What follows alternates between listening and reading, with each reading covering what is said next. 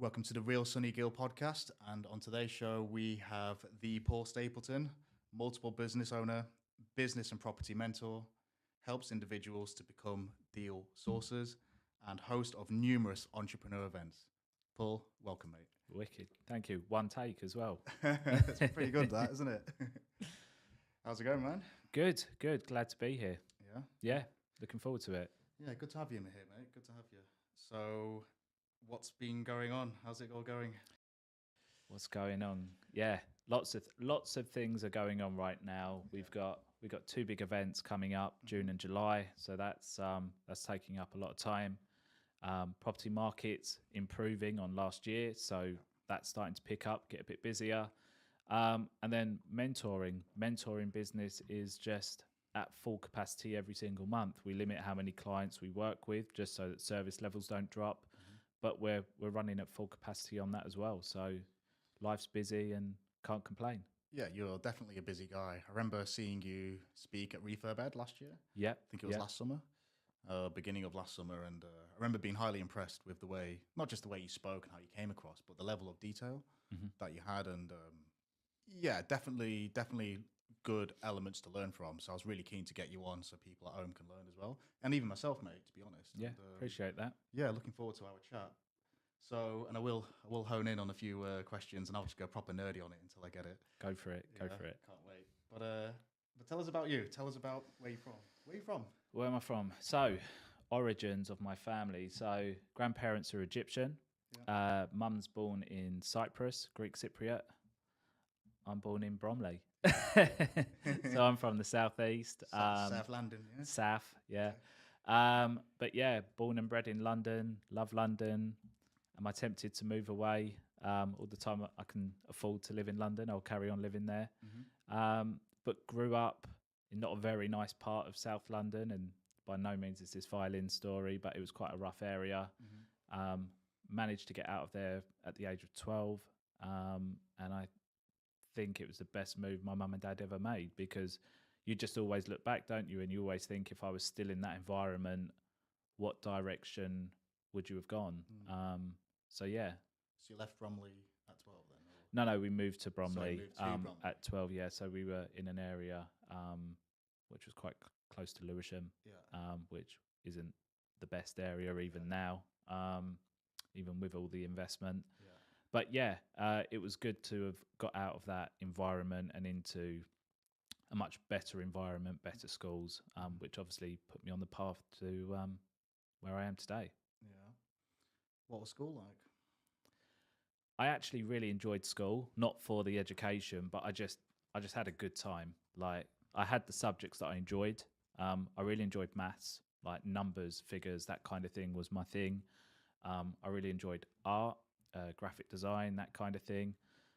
Outside of that, I didn't really enjoy school. I didn't like pass every GCSE and stuff like that. I tried college. I did a year at college, hated it, fell out with all my teachers. And just at that point, I just thought, you know what, this isn't for me. The education system isn't for me. I preferred self-education. So I started working from the age of 14. So I started working on the markets at Dagenham. I started working in my dad's restaurant, washing dishes, learning how to cook, working my way as a waiter, like that kind of thing.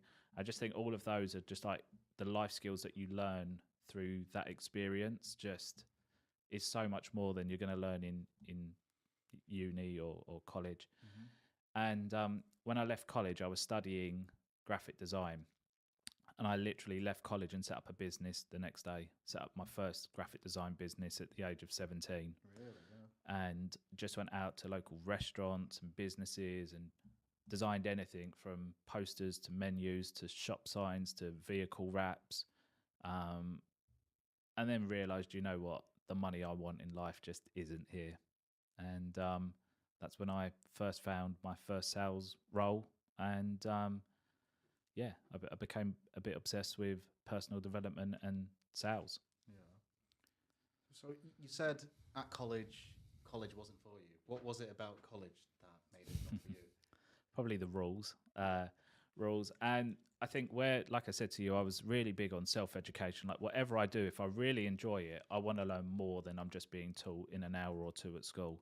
And graphic design was something that I really was interested in. And I managed to get a work experience with Cosmopolitan magazine. So it was a real like eye opener for me as to like what goes on in that world as a job role and stuff like that. But I got taught so much in the 2 weeks I was there. Like just they taught me so much. So when I then started college, they were teaching me the basics that I already knew. Yes. And it was kind of like I knew the shortcuts. And I just don't think I'm made for rules and to be told what to do. And I would I would fall out with the teacher and then I wouldn't go and then I'd be getting letters sent home and stuff like that. And I just wanted to earn money. I think that was the main thing. I couldn't see myself earning money quick enough. And as I said, decided, right, I'm going to leave and I'm going to set up a business. It's interesting. So you didn't go to university then? No. Yeah. So that's one thing I noticed with a lot of entrepreneurs. The idea of the constraints of school, college, or university just constricts them. Yeah. And either they'll do university because it's for their parents or it's the done thing to do, but they always kind of knew this is not for me. There's always something at the back of their head. I think if you need that certificate and that job title to do the job that you want to do, like if you want to be a doctor or surveyor or a nurse or a dentist or whatever it might be, like obviously it's a necessity. Indeed. But to go and learn business from someone that's been stuck in a school for 20 years and hasn't run their own business, you'll learn 10 times more going out and failing in business and learning what not to do. Like I've had businesses that have failed. Do I look at those as failures or do I look at those as learning experiences that have taken me to where I am now, running successful businesses? It's all things like that for me. It's the experiences, it's that constant like apprenticeship of learning and earning at the same time that I think works for me. And that's kind of how I think most people should be, unless you're looking to do something that requires like a certain qualification. Yeah, I couldn't agree more. When I think to university and certain professors that we had, or even certain like teachers at school, the ones who profess to teach business but never ran a business in their life, or maybe ran a business 10, 20 years ago. And it's probably outdated what they're teaching you by Completely the time I mean, like 4 years is a long time, right? For you to go to uni and whatever you're taught in year one, I know that my business model is completely different from where it was last year because you're adapting, right? So you're being taught things that maybe in the real world are either outdated or it's not actually practical, right? It's in the classroom, it sounds really good, really easy. Okay, that's all we have to do. We just have to implement it like this. Then you get into the real world and you speak to a prospect and they say no. And you're like, oh, what do I do now? They've said no to me. This didn't happen in class. He said everyone would say yes. Yeah. Yeah, it's a big reality check, I think, for a lot of people who learn a lot of stuff at university, then try and do it themselves. It's completely out of, as you are completely right, it's completely out of sync with the ever-evolving face of business, which literally changes every month. Yeah. Literally changes every month. And like the concept of a university professor who's probably left-leaning teaching us or you or normal people how to make money when they haven't run a business in over a decade is completely and utterly absurd. Yeah. Yeah. And I think back to school, I'm just remembering at school, for example, I bring this topic up quite a lot. Why are we not taught how to do basic net profit in basic maths in terms of calculating our own corporation tax or how to make a company? Here's your gross income. Here are your deductions. Here's your net. Yeah. Right. Yeah. Because they want us to be poor, right? Yeah. Because then like they're controlling us. Like they don't want us to be successful. They need good workers, right? Yeah. They need good workers to work for the big corporates all the time. If everyone was entrepreneurial and wanted to own their own business and be successful and be a millionaire, who would do all the small jobs? Like we were talking about lettings earlier. Yeah. Who would do the £65 jobs? Yeah, capitalism would fall. Yeah, literally. If everybody got unplugged out of the matrix tomorrow and wanted to be the man or the woman, capitalism would literally fall. Who's going to drive the buses? Who's going to wait the restaurants? Who's going to do the cleaning? Who's going to do just your normal jobs in your offices? But the thing is, not everyone's built for it as well, right? Like some people are happy to go to work, have security, which still don't believe in job security. Yes, you're guaranteed a wage all the time you're employed, but they could terminate your employment at any time. Like a director or a business owner has your life in their hands. So I'd rather know I'm not getting paid at the end of the month because it's my fault and I can have responsibility, rather than I didn't get paid and point the finger at someone else and have no control over that. So I think some people have the minerals to go out and do business. Some people don't. I know lots of successful people that are high up in businesses earning a hell of a lot more money than I do. And they always say to me, I'd love to do what you do, but I just don't have the balls to go out there and do it. And that's quite interesting, because you look at them and you think you're super successful, but being successful doesn't mean you're going to be successful at running a business. You might just be successful because you're working for someone doing one job role. That's a really good example, actually. So that's what people have said to you. So people that are successful in their corporate environments. Yeah. Yeah. I think it's that freedom, right? It's the freedom of not being answerable to someone, not having to go into the office, not having to be at the desk at 9 o'clock or 8 o'clock, not having to ask someone if it's okay to go on holiday or can I have a day off because I want to come on Sonny's podcast, for instance. There's all these things that I think as entrepreneurs and business owners, we take for granted because it's normal, right? Look, I've taken today off, come up here, we're going to have a chat, coming to your event in the evening, staying overnight, couple of meetings tomorrow, and take myself back tomorrow. But if I was working for someone, I wouldn't have the ability to do that. And I think that's one thing that they look at and they're quite envious of, is every morning if I'm dropping kids off at school, they're rushing off. They're always in a rush to get to the train station, to get that train so they're not late at the desk. And I'm happy to stand around and have a chat or go for a quick walk or go for a coffee or something like that. Yeah, you're the master of your own destiny, ultimately. Exactly. I think some people do get it a little bit twisted when it comes to stress levels. Like I get a few comments from the odd mates and stuff like that, where they'll say, "Oh, you must have a really good life, and boy, you don't have to worry about this and that." And I'll say, it's like the Biggie song, right? More money, more problems. But literally, the more money you make, the more you open doors to business owner problems. Yeah. Nothing apart from health of like your loved ones or kids or whatever, but nothing is more stressful than business owner stresses. When you're suing people or you're getting sued and you're worrying about this and you're worrying about invoices not being paid. Your cash flow. You're always playing cash flow game, regardless what's going on. And always balancing who you're paying and who you're not, and who you're keeping happy. That's the kind of anxieties we have as business owners, right? Like those 3 a.m. times that you wake up and you have those mini panic attacks, like, shit, what am I going to do? Like, happen all the time. Or that self-doubt creeps in sometimes if you're not having a good week, and then fast forward 6 hours later and you're sitting at your desk and all of a sudden something else happens. You're like, why was I worrying about that? I think you back yourself in the good times and the bad times to be able to get through them. And I think that's what a good entrepreneur, good business owner does. They know their value, they know what they're good at, they know that when the tough times come, they've got the strength and also the support network. That's really important. Not just being that solo entrepreneur or solo entrepreneur, whatever you call it, but being someone that you might be the only person in the business, but you've got a fantastic support network around you, so that when you are feeling down, you've got that group to help pick you up, advise you, and get you out of that sticky situation. I think that's really powerful what you just said there about your network and your group around you. So that could be a network of fellow entrepreneurs, people that you do joint ventures with, other types of business partners or investors. Whereas like when I was growing up and seeing my dad work in the shop, the only vision I had of businesses were the individual business owners. And it was a lonely world.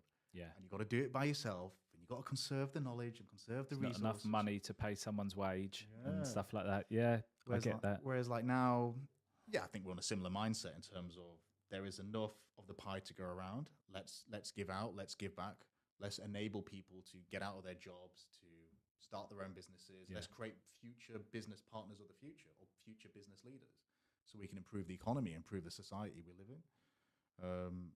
It's just a different way of looking at things, and those people that you can connect with when you've got problems. So for example, going off on a tangent, one of my mates, I won't say who, but he needed some more money to do some more HMO developments.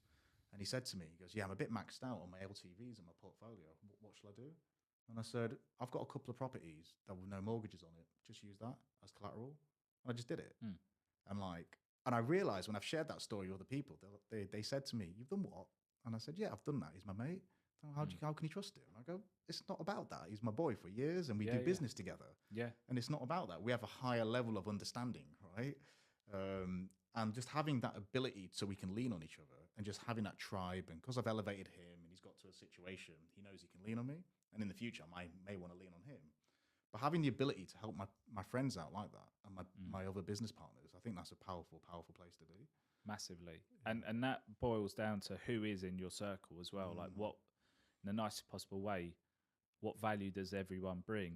And I was watching something the other week about, if you look at your circle, is everyone contributing to that circle? And they use the EU as an analogy where you've got like 4 or 5 countries holding up the rest of the EU. And they're saying that's the position you don't want to be. You don't want to be the person at the top of your friend circle that's constantly being the provider. You want to be that middle person where you've got a couple of people who look up to you, but then you want a few people that you look up to as well. So and you want to be like Italy, for example. That's it. And it's like, you don't want to be Greece, right? You don't want to constantly be having money lent to you. Yeah. But like in business, like for me, yes, I'm in property, but I rarely go to property events because I see more value going to business events. Because let's face it, we're looking for investors, we're looking for landlords, whoever we're looking for, they're not just at property events, right? Anyone can be a landlord. Like your friend, I don't know what he does, but he could work in, I don't know, he could be a dentist. Is he realistically going to go to a property event? Maybe not. But would he go to a local business event in his area to meet other business owners? Potentially. And you could find your next client by going there. And kind of just leading on from what we spoke about before is like, that's the whole reason we set up peak performance events, because we were going to events and just constantly saying there's something missing every single time. So we set up peak performance events, which is entrepreneur-based events, where it didn't attract one industry or one service.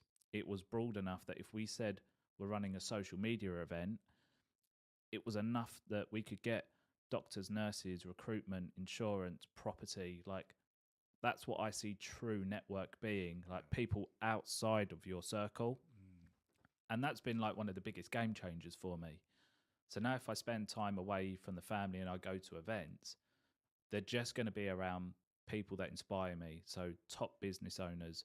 So the other week, myself and my business partner went to quite an exclusive event at the London School of Economics hosted by Ali Abdaal and Daniel Priestley. And you're just surrounded by other business owners. On Monday, one of my favourite authors, Shah Wuzman, I think one of the most inspirational women there are in business, she's invited me to go to her founders' dinner in London. It's 40 business owners, 6, 7, 8-figure business owners. Amazing, amazing room to be in. Absolutely buzzing to be in it. Will I meet people that maybe I can do business with? Even if I don't, I'm not bothered, because the inspiration of being around those people is going to be far superior than taking away one client. It's just a learning experience that I'm going to have there. I think that's really important. And I think some people at networking events can be very transactional. They're a bit like you can almost relate to what a girl feels like on a night out, right? But like just getting bugged. So swipe left, swipe right. A bit like that. And I'm just like, am I the hot girl at the bar? Yeah. But like, literally just guys with a business card ready just to hand out. What's your number? Here's my card. I'm like, look, man, let's just have a little bit. Let's feel each other out a little bit.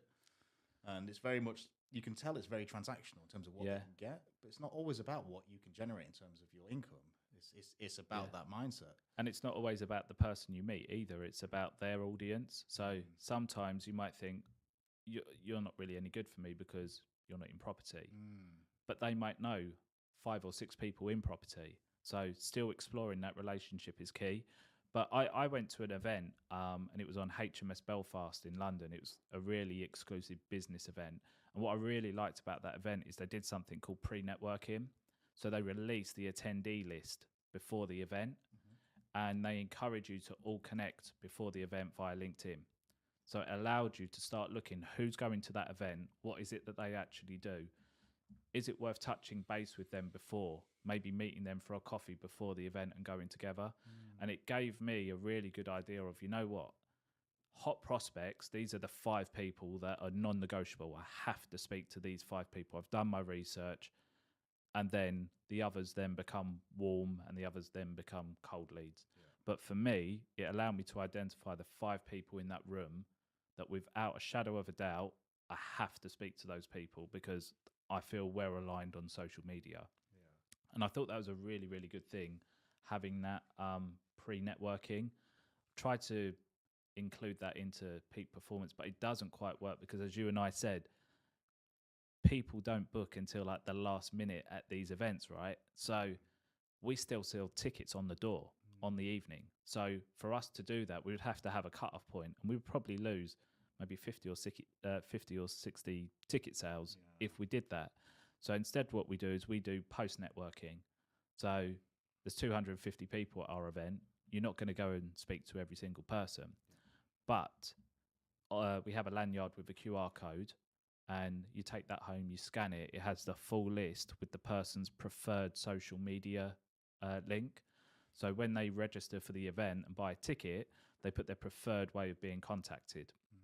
Some people put their phone number, some people put their email, some people leave it blank. Weird. It's the whole point of a networking event, right? You want to meet people. That's pretty funny, and then other people put their LinkedIn and Facebook and Insta and stuff like that. But it's a great way of connecting with the people you didn't get round to seeing. Yeah, because that was going to be my next question. Have you implemented that? But you've done the post networking. And We've done how have you found post, that then?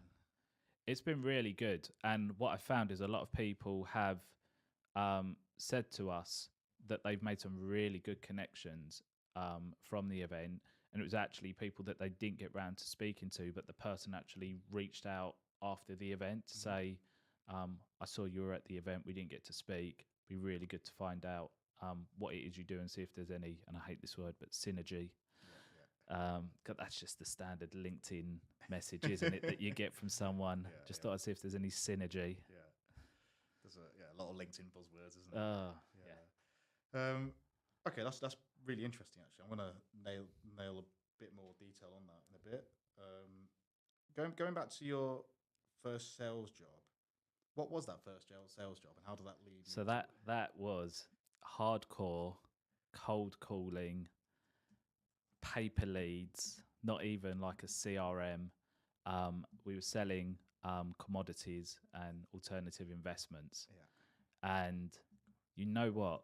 I think it was the best introduction to sales because only 1 in 100 calls didn't start off with the word fuck off, basically. And it's like I said to you before, no is where every good salesman's job starts, right? If everyone said yes, you wouldn't be a good salesman. So for me, I used to relish the first no because it was like, right, it's where my job starts. And I'd be prepared for it. And I'd be prepared for the next 10, 15 no's. I had enough armory there to say, right, I can fire 15 shots here. Like I know how to handle this. And either this person's going to buy from me or they're going to hang up. The only way that this call ends is by them buying or them hanging up. And it was good. You know, it was really good fun. I learned a lot. I did that solidly for 4 years. 4 years? Yeah. And that's where I think my love affair for personal development and sales really came in, and business as well. So they paid for us to have a 2-day training course with Jordan Belfort. That was incredible. You did what with the Jordan Belfort? Yes. Really? What year was that? Oh, Christ! Now you've got me thinking. It's got to be about 11, 12 years ago now. Before the film? Yeah. Really? No, it would have been around the film, I think. The film came out like 2012, 2013? Yeah, so it'd be around the film. Yeah. And we used to all go and get tailored suits and everything like that. So we all went out and got our best suit and everything like that. And he turned up in a Real Madrid kit signed by Ronaldo. Nah. Yeah, and it was like, wow. But you know what? I took about 50% away from that because I still think there was a lot of bragging rights there and not quite sorry and what happened. But the other 50%, his straight line persuasion kind of training was pretty good. Just like the road is never going to be straight. There's always going to be obstacles. But your main thing is, even if you have to veer off the road, always bring it back to the straight line and just go direct. And that was really good. But I used to go to business events and see the likes of like, you might not know them, but Les Brown, Brian Tracy. Then they'd have some of the dragons talking. And I just really, really became obsessed with learning, personal development, affirmations, law of attraction, visualization, really strict on like being disciplined about things. So I gave up alcohol for 3 years, not for any other reason except I just wanted to test myself. I wanted to see if I could do it in that environment. That environment was your Champagne Charlie environment, which I never partook, but the discipline to be able to still go out with that crowd of people and have a Diet Coke and be the chauffeur was, for me, one of like the biggest achievements that I did. So I learned so much from there. And I think what that did is that changed the way that I approach property, because I'm not approaching it from a position of knowledge and strategy. I approach it from a sales background. And I think when you know how to sell, you can sell anything, right? Indeed. Yeah, that would have been an amazing training place. Yeah, really it's a surreal time of my life because it was very fun, and it was a revolving door. Like, it was dog eat dog. Like, you'd tread over your best friend to make a sale, because that was the difference between getting a bonus and not getting a bonus that month. And lots of funny things would happen to make people not hit their targets, and you'd laugh about it, you'd be angry and stuff like that. But it was, it was all a learning experience, and I feel like that has made me into the person I am when it comes to training and also negotiation, because I'm pretty forward with my negotiation skills. Like, I'm quite bullish, I'm methodical.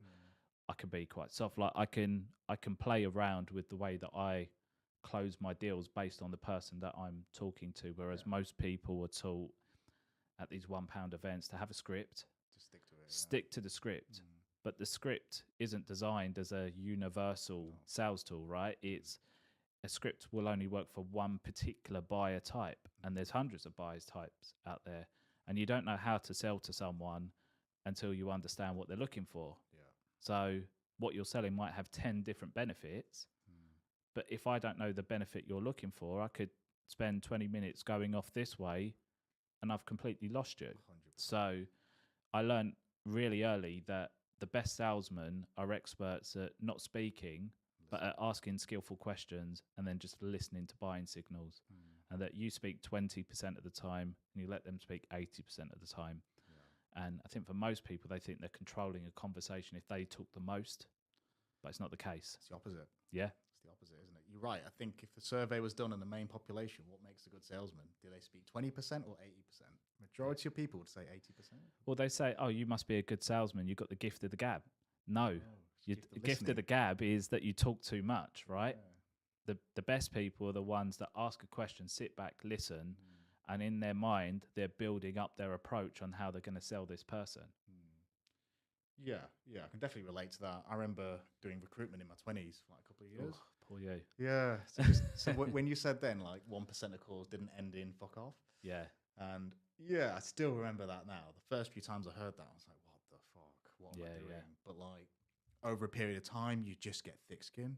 You just like, bring it on, say it. I don't give a shit. I think the sooner you realise it's not personal and it's just business, like, it's just a different hat to wear. Like, if someone told you that after 5 o'clock, you'll take it personally. But 9 to 5, when you've got your work hat on and you've got your body armor and it bounce off of you, it's not personal. You don't know what kind of day they're having. You don't know if you're the third call of the day. I mean, like, when I was doing it, that's when cold calling was the thing. Like, you'd always get calls. I mean, I don't know many people that have a home line anymore. We didn't have people's mobile numbers 13, 14 years ago when I started out in sales. It was home lines. And now when you move, I don't have a home phone. I don't think I'll ever have a home phone.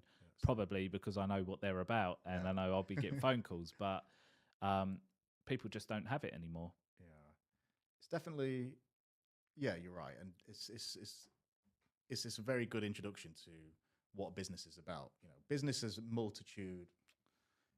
Is variable in terms of the different elements to a business, but the core underlining main component is sales. Yeah. So learning about your KPIs, learning that I've got to pump out 50 or 100 calls today, and then that leads to a pipeline. And it's just you're breaking things down to the smallest manageable chunk to get a bigger outcome. Yeah. And it's just you got a big outcome and you reverse engineer that. Yeah. That's what I think one of the most powerful lessons I learned from that. And then you leverage that and try and build on that. I mean, like my business partner and I were talking. So we're both launching our own education programs at the moment, and we're trying out different ways that do not involve ad spend. We're true believers in organic growth on social media, so we don't put ad spend behind anything. And I think the thing with ad spend is you're forcing it in front of people. Yeah. And sometimes you're not forcing it in front of the people that actually want that product. So for me, if I can organically work with less people, but they're people that want my product, they're more likely to buy from me. So we're just exploring different ways. But we were saying our ratio typically is that every week we run a free webinar, get 20 people on the webinar, or 20 people register, between 10 and 15 turn up. On average, somewhere like 12 turn up. From 12, we tend to get 4 people book a phone call with us after the webinar, and 2 to 3 of those convert. And that for me is a good ratio. And that involves 2 hours of my time doing a free webinar rather than thousands of pounds every month on Facebook ads, not knowing what the outcome will be. Plus you've got that whole filtering system of hundreds of leads coming in. So it's understanding what avenue works for you, whether it's a volume thing, whether it's working with less people, but having more of a kind of one-to-one basis with them. And I get if you want to expand, you can't always be that one person that talks to them. So you have to implement other people into the business. You have to automate it and stuff like that. But that kind of works for us right now. Are you not doing any ad spending at the moment then? Nothing. Really? Yeah. Not even to sell out the events. Yeah. We don't do it. We haven't had to. So I just think we've got a good audience. We leverage the audience. We are consistently posting on social media. We're consistently speaking about it on podcasts and within our communities and stuff like that. And people just get to know about it and then attend the events, or they buy the course, or whatever it might be. Like podcasts for me have been the biggest thing, right? Like I mentioned to you, I was on another podcast. I've got 40,000 subscribers on YouTube. The day that was released, I had 4 phone calls just on my work line about people that have properties to sell. I went to the London Excel on Friday to the property show. I probably had about 10 people come up to me just to say they watched the podcast. We exchanged business cards. Let's see what comes from that. So I think you've got to do what's right for you. If you're building a personal brand, I think just get yourself out there as much as you can. Speak at events, go on podcasts, create as many reels as you can. And if one of those reels blow up, then that does really well. My business partner, he's sitting on 350,000 followers on TikTok now. Some of his videos have done 20 million views.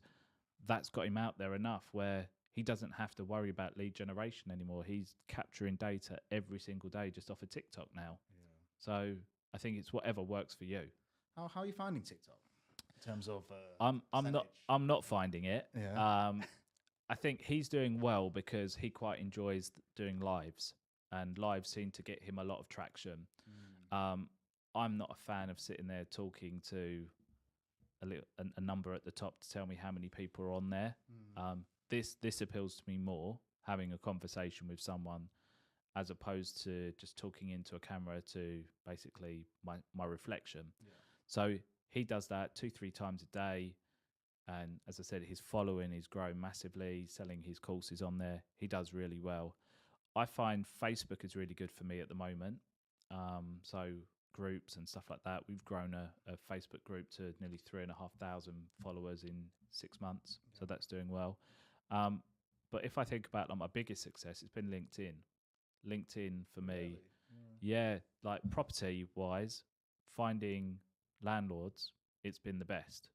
We looked at it. It's 4.5, maybe 5 years now on LinkedIn. 600 grand, just over 600 grand's worth of commissions made off of deals sourced through LinkedIn. That's really good. That's really Yeah. good. But nobody else is doing it, right? I've started teaching it, but nobody else is doing it. And everyone sees LinkedIn as that boring platform. But who cares what's boring if it makes money, right? Yeah. That's the thing. You got to look at like distractions on platforms. You go on TikTok, you might go on there for work related. You might open it because you want to go and do a post, but how quickly is it to be drawn into just flicking through, and all of a sudden you've lost half an hour, an hour? Really, really easy, right?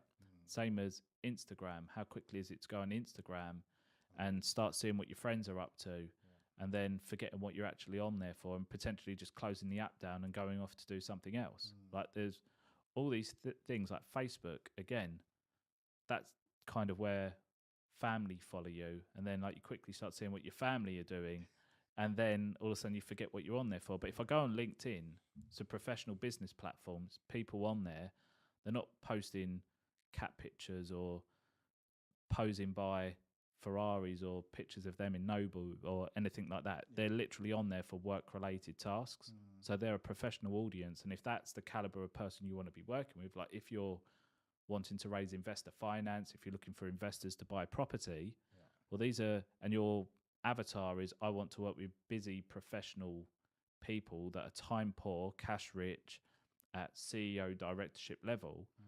Well, you're going to find them on that platform, but you're not going to be able to search for them on Instagram. No. You're not going to be able to search for them unless you know their name on Facebook. Indeed. And you're definitely not going to find them on TikTok. So LinkedIn, if I say to you, like, right, like say for instance you, right, you've got a Manchester-based property event, and you decide I want to start getting more property-related service businesses to the event. So I want estate agents, I want letting agents, I want surveyors, I want utility companies, all in the Manchester area to come to the event. You can use what's known as the Boolean search function on LinkedIn and say, I want landlords. So basically, anyone that has this in their profile, the word landlord and Manchester, and a list of people will come up, and then you start outbounding to those people. You create an event on LinkedIn, and you start inviting those people to the event on LinkedIn. Like it's so easy to do it. That's what we do for Peak Performance. We create the event on LinkedIn. We look for people that work in the London area, the metropolitan area, and we start inviting people that work in that localized area to an event. And if they're looking for something to do on a Thursday evening and they're interested in social media, or they might be interested if we're covering finance or business growth or whatever it might be, then they attend. But we wouldn't get that on Facebook or Instagram because we wouldn't have that level of detail as to what they do for work, what they where they live, or anything like that. So it's for me, when I do that training, we run a 28-day LinkedIn challenge. When we do that, people are so shocked at the level of response that they get, and they're like, I've been posting on Instagram for a year, I've still not generated a lead. Been doing this for 2 weeks, and I've got 5 investors that I've got phone calls set up with. And it's just that mind shift. Yeah, that's really interesting. That so you do the 28-day LinkedIn challenge. We do 28-day LinkedIn challenge with the YPN Network magazine. So it's how to build your brand, like brand awareness, how to find investors, and how to find deals. And we take them through optimizing their profile. We take them through how to use the polls to lead generate, how to structure posts, so having a hook, content, call to actions, when and how to respond to people, how to outbound to people, how to use the Boolean search functions. And then we run all kinds of competitions as well throughout it. But we create like a WhatsApp community for everyone in there. Everyone supports each other's posts and likes and comments and stuff like that. And it helps with the algorithm. And it's been really good where I think we're on our 5th one now, our 5th 28-day challenge. And sometimes we keep getting the same people come back for a second time because they want to keep refreshing it. That I'm a little bit more advanced now than where I was when I first started it. So am I going to start picking up different things. It's like when I read a book 3 times, and I go at it with a different color highlighter each time. So like when I first started out in sales, I read a book called Who Moved My Cheese, and it's a really, really good book. And I went at it with a green highlighter, and then a year later, when you're further up the ladder, you start noticing things in that book that didn't make sense because you weren't at that level, and all of a sudden there's some pink in it. And then 5 years later, you're still highlighting in orange because there's things that you know at a more advanced level that now make sense to you. And that's what I quite like about the LinkedIn challenge, is that we are getting people coming back more than once because they want to up where they are now. Yeah, as your experience grows, the lens that you view things changes as well. Yeah, definitely. Yeah, I agree with that. So is that part of your training program, or is that separate? This is just a separate thing that we run. So I created a digital version of it, and that was just like standalone. You go on, you do it. And YPN and I had a discussion, and we were like, wouldn't it be cool to do it as a challenge, which made people step up and kind of compete against their peers. And we had competitions on like the amount of impressions you got, and people that were the most consistent would win a prize and stuff like that. You're recreating your sales, that sales environment that you had. Because you're against your other colleagues. You got your little mini targets. Exactly. You almost have a bell, and you got that camaraderie whilst having that competitive edge. But that's what makes you perform, right? Yes. As well. Yeah, I'm getting flashbacks to my recruitment. Yeah. You just said there. Yeah. And lots of people will, like, it's surprising how many people still pay lots of money for a course and then still don't participate. Like 2 months later, you can go on their profile, they still haven't implemented it. And I find that bizarre, I really do, because I will not even invest £10 into something if I don't think I'm going to use it. Yeah. That's not being tight. It's just knowing the value of money and knowing that knowledge is not power. It's only potential power if you use it, right? Correct. So lots of people are these encyclopedias of knowledge and courses, and like I'm in a position now where I turn more people away than I take on in my academy, because it is only 20 people at a time that I take on. That if I start to see a pattern here, like, so you've done this person's course, you've done this person's course, and you've done this person's course, but you're still not compliant. We still haven't found your first deal. There's a pattern here. Like, are you actually implementing this? What can you tell me about this that you would have learnt with them? And how have you not been able to apply it? For me, I just want, I know it sounds awful, but I want winners. I want winners to come onto my program. I want to work with winners. I want to train winners, and I want people to go off and be even more successful than I've been because they're learning from all of my mistakes, right? So there's no reason they shouldn't be more successful because they're not making the mistakes I've made. And that's my aim with this, seeing as I'm not doing this massive like battery farm of like 1,000 people in a room for £1. My big thing is working individually with people. The way you learn to the way you learn is completely different, right? So that has to be tailored. And I think that's how people will learn the best.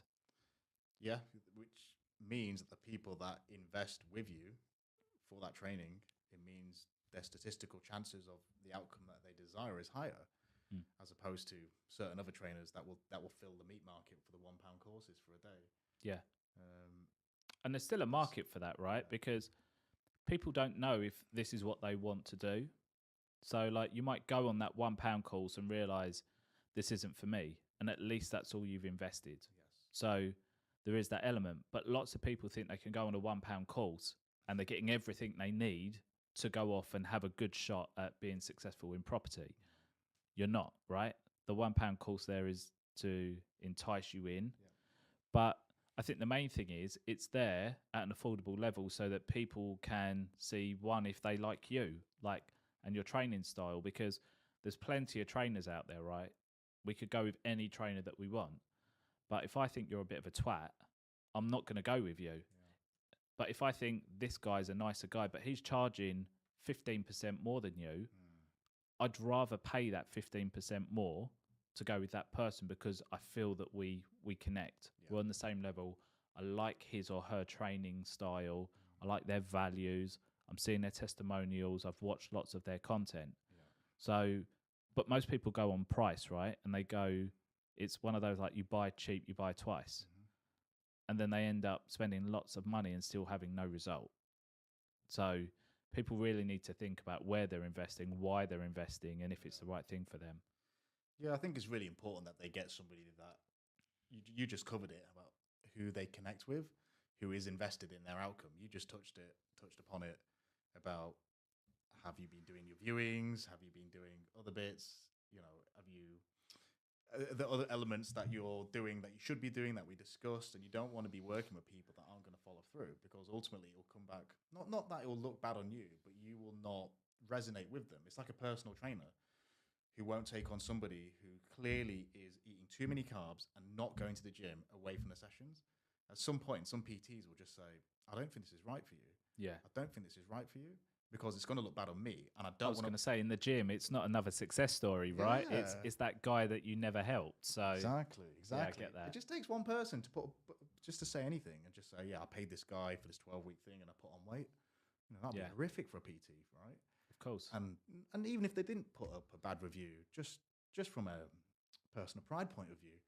And I've had the same sort of conundrum when speaking to a couple of lads who wanted to come on board. I think one was pretty young, and he had a situation where he was pooling money together from some of his family and stuff. And I just said, look, mate, I think you need to get blessing from your family. I feel you're going rogue on this. And if you're going rogue, that means at some point they're going to drag you back. Yeah. And you're gonna have a conundrum. And I don't want to be in the middle of that. And I don't want to play those kind of games. And I know where that leads to. You're just going to quit halfway through.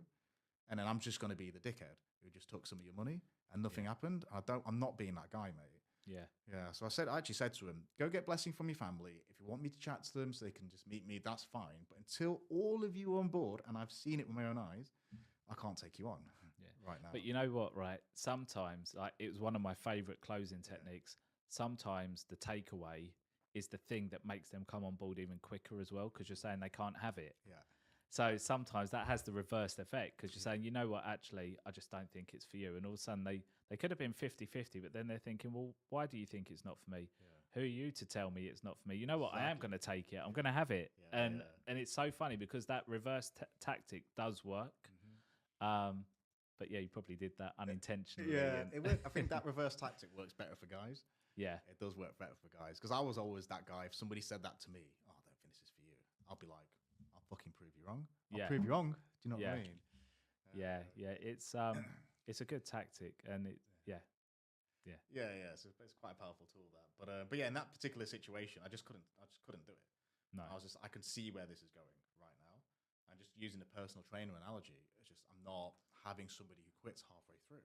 Yeah. I can't be doing that. It's not in my interest. It's not in your interest, and you're going to lose. Right? And I'm going to get pissed off. I can't be doing that. No. So when you did leave that first sales job, you were there for 4 years. Yeah. How did you get into property then? What happened? So I left there, and so in my 4th year there, I became the floor manager, the sales trainer. So I got to the top of the business, and then it was a case that I was employed as a consultant to be the sales trainer for a team of 40 staff. And I just decided that it was getting a bit more toxic, that environment. People were earning lots of money, and they were just turning into not very nice people. So I decided to leave, and I became an independent sales trainer. So I set up a company called Sales Training Made Simple. And I went out there and I started working with estate agents, financial advisors, insurance companies, recruitment mainly. We would train candidates that wanted to go into sales roles. So effectively, we would train them into the role. Yeah. And I quite enjoyed that. And then I got approached by quite a big property company, and they said to me they were looking for a sales trainer stroke floor manager. Did the recruitment company that I was doing this work for have anyone? I said, well, tell me about the job, and then I can put it to them. And the more they kind of told me about it, like, I always wanted to be in property. That's like one thing that I always had a passion for, but I only knew estate agency or developer, and I just wasn't either of those. Like the thought of being an estate agent just is enough for me not to want to be in property. And they told me the role, and I was like, you know what, this sounds like something that I would really like, and it sounds like it could be an entry level into property for me.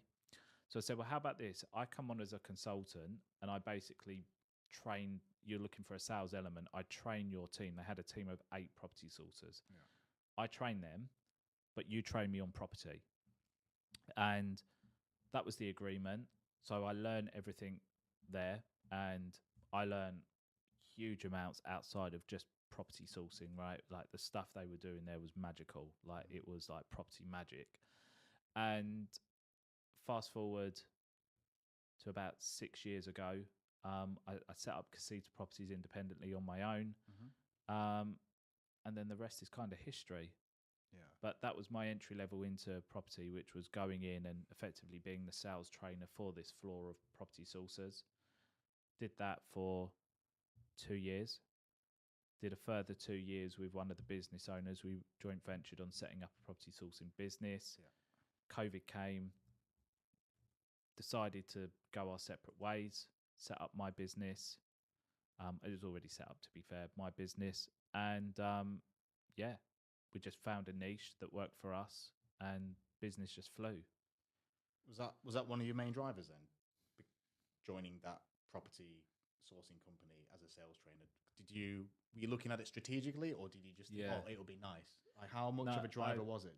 It was a driver that I still always had this passion for property. Yeah. Like, I know it sounds so bad, but like Homes Under the Hammer was that thing that I would always love to watch. Yeah.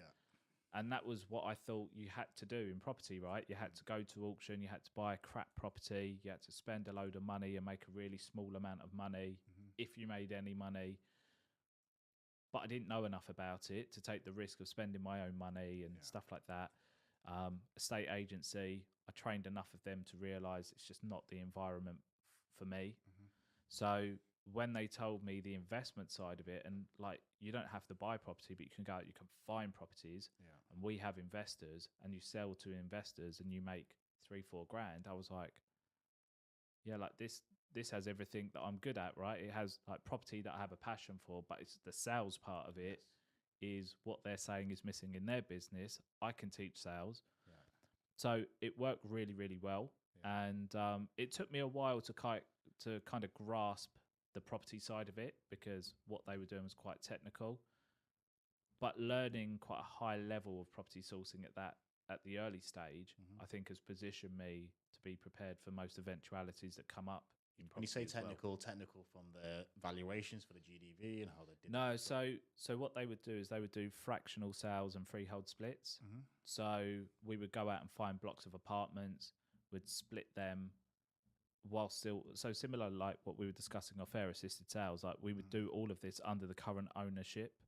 So we would break them up, we would give them our lease, that we would sell those to 10 investors, and then we'd complete on the freehold for £1, or we'd back to back the freehold for £1 onto a fund for 50 grand. And there were so many moving parts, and we had, I mean, like in that office there was 70 staff.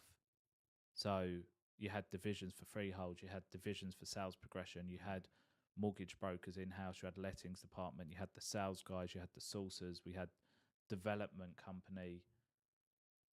What else do we have? We have business development managers that would go out and try find more sites as well through relationships. Like, it was a well-oiled machine. So I got to see all the different moving parts in there and just work out exactly what hat I wanted to wear in the business, which actually was the opposite to what I thought I was going to be good at, which was I'm good at selling, but I didn't want to do the sales. I didn't want to deal with investors. I wanted to now wear the hat of being a creative property sourcer and looking at a property and say, this property could work this way, or there's 3 different ways we can maximize the value of this property. And I think because it was something new, that's why I wanted to do it. I've been there, I've done that for 4 or 5 years selling to investors. It's time for a new chapter. Yeah. I guess that links to when a salesman is told no, it's okay because that's a way in, because there'll be something else that they need. It's the takeaway. Yeah. So then when you got an environment where you've got a multitude of services, you're almost like a boxer coming at different angles. Something will get through once you're figuring it out, right?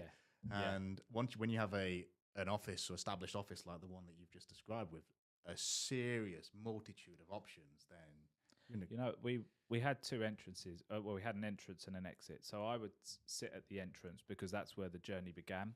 So when we would invite maybe like a developer down that maybe had a big site that we wanted to sell, so I would just come into the office and they would come in the entrance and you would just take them on this journey. It was like this vision. So look, this is the heart of the machine. This is where it starts. This is our sourcing department. So they're out there, they're finding the deals, they're looking for it. This is our outbound sales team. So these are the people generating new investors. These new investors then get qualified by these guys. And then these guys then became the portfolio managers who then handle it and they sell the properties that the sourcing department bring on. And then the next bank of desks were, so these are the sales progressors. So once we sell your deal, it goes to the sales progressors and they're managing every moving part on conveyancing. So the surveyor, the mortgage broker, the lender, the two sets of solicitors, the counsel for searches, the insurance broker, like everyone involved. Then this is our lettings department. So once it completes, this is where it goes here. And then by the time you got to the end of the office, you exit and you go straight into the boardroom and there's a contract just sitting there waiting for them to sign for you to take on the instruction of their development. And they're just so mesmerized by the outfit that it was like really difficult for them to say, I'm not doing it unless the price wasn't right. So taking them on that journey and having that vision from the start to where they want to be, which is this is where your property deal completes. It was just such a good sales tool. It really was. Yeah, you got me thinking now how to lay my office going forward. But that's ingenious. Yeah, That's ingenious. Instead of having a it's really disparate good. office with different partition walls or whatever, you literally have it in a journey format. Yeah, it was really good.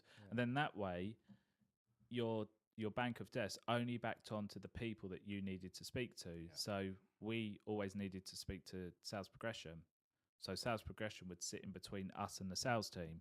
So if sales progression had a question or a query for the vendor, they would come to the property sources and say, Mr. Smith isn't answering the phone, can you crack on with him? But if Mr. Taylor was buying the property and he wasn't responding, well, then they were sat directly behind the sales guys. So they would say, you need to chase your investor because he's not answering the phone to us. So it was really good, and kind of sales progression sat in the middle with lettings that side and everything else because they had to speak to everyone within the business. They were that heart of ensuring that the property actually goes through to completion, which is where we all get paid. How many people were there?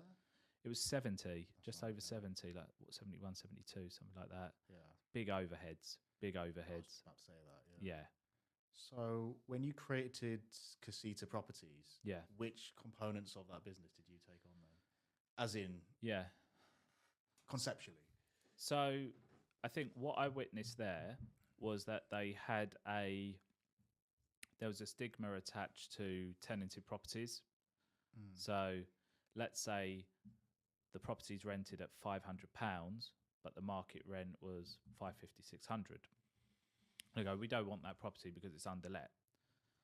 But in order to get that extra £50 or £100, you probably need to spend £5,000 on it to give it a revamp. So then I'd be looking at that thinking, well, from a business point of view, that's a lot of months' earnings to get that money back.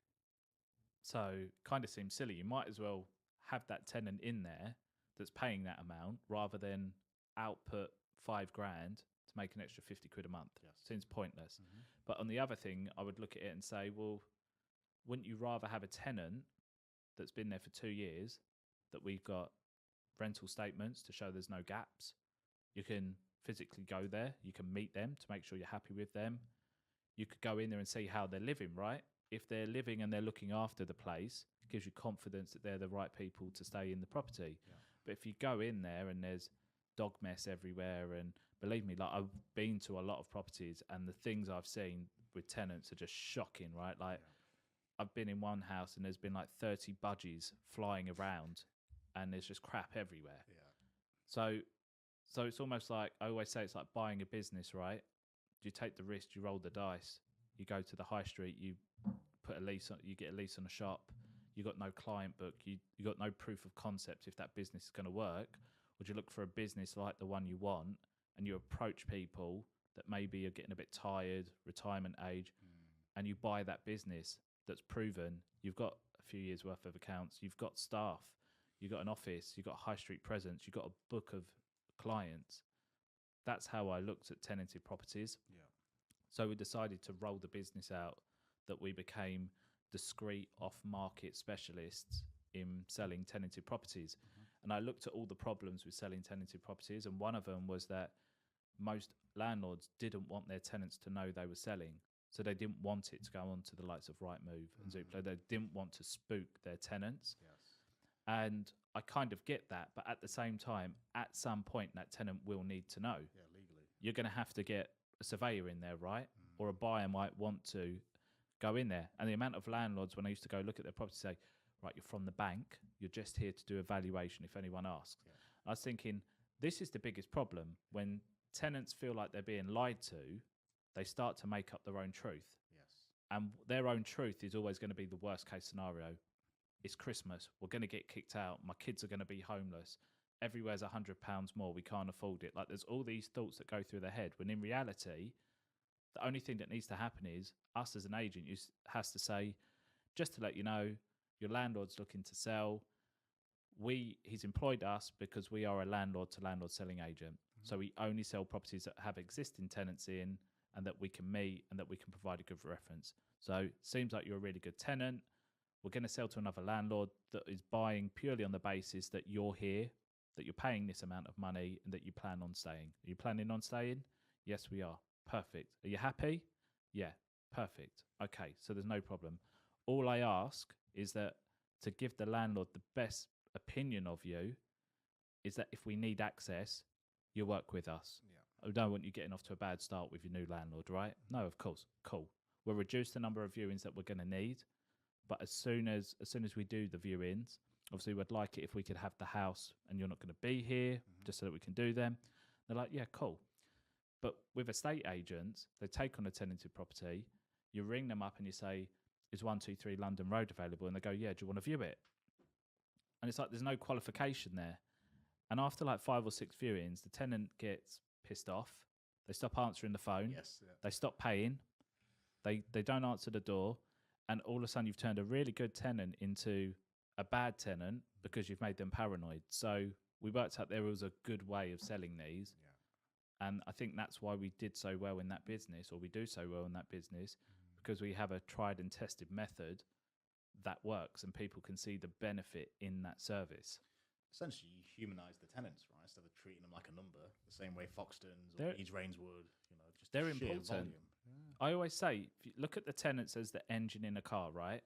The shell is the house. So if you buy a car, you want to know, is it a 2 litre or is it a 5 litre in the car? Most estate agents don't know. They don't know any information on the tenants. Well, how am I expected to buy that car and not know what's in it? Like, the biggest part of what I'm buying is what's going to be in there. So if I'm inheriting this property with these tenants in, I need a profile. I need to know who they are. I need to know how long they've been there. Do they have kids? Do they have pets? Like, what are their plans? Are they planning on remaining there? Are they working? Where do they work? And that's why I used to like going to meet the tenants and just getting that profile. Now I employ a third-party agency to go and do that for me. But they build that profile up so that when I'm selling the property to our investors, it's not necessarily the property we're selling, it's the tenants and the cash flow of the property. It's the whole asset, right? Tenant included. And as if you treat it like a commercial property. Here's the lease, here's the tenant quality. Exactly. Yeah. So, we went with that. And I think because we only ever speak about that one message of it being tenanted properties, our lead generation has been much simpler because we've established ourselves as the go-to people for that now. So if you're an investor that's interested in investing into properties that are already cash flowing from day one, you come to us. You don't come to us if you're looking for a HMO conversion. It's not what we do. But if you're a landlord that's looking to sell a property or is currently trying to sell a property and it's got tenants in, and you want to sell to another landlord that's looking to buy with tenants in, then you come to us as well. And that's what made our marketing so much easier, because it was just one message for both sides. Yeah, that's smart, that. And then, so you developed that first. So where are you sitting now with Casita Properties? What's the situation now with it? So still running operationally, 3 people in the team, doing 2 to 3 deals a month. But it's like anything, right? I kind of I get to a level where if I have a certain level of success in a business, I kind of get bored and I need something else to focus on and something else to grow. Yeah. So we started taking the profit out of Casita Properties to then invest into building other businesses and doing different things, buying back my time, doing different experiences, Yeah. podcasts, events, all stuff like that. Yeah. Yeah, I can definitely relate to that. It's just quite easy as an entrepreneur to get bored of certain things, and Yeah. it's the buzz. I think it's the buzz, right? I think Yeah. when you get locked down in just operations, then at that point you're a glorified employee. Mm. At that point, it's Yeah. Robert Kiyosaki's cash flow quadrant. Where do you sit on the board? Are you a small business owner like the plumber or the eleckie or the barber or the hairdresser, but you're still exchanging your time for money, or are you sitting more, strategically on your business, not in your business? Yeah. And when you're working on operations, it's very easy to lose that buzz. Very Yeah. easy, very easy. Whereas creating a brand new business, you do literally get that dopamine hit. It's Oh, amazing. it's great. And Yeah. it's like you might have the property business that brings in 10 grand fees per deal that you do, but you go and set up a new business and you get a £30 membership sign up for the month, and you're like, Buzzing. got another £30 membership. Yeah. My wife would look at me and like, what are you celebrating for £30 for? Like, you get 10 grand on a property deal. And I was like, yeah, but that's an achievement for me. Like £30, that's one. We start getting 10 of these, and then 20, and then 30. We get to 100 a month. It's good money coming in, like passively. And Because it's long term. it's long term. Because you get loads of them. Because a lot of people can't get their heads around that. Like, 10k sourcing fee versus 30 quid a month. But if I get 100 people at £30 a month, Yeah. it's such a diluted risk because there's all these little mini slots. Yeah. So even if a few people leave, you're all right.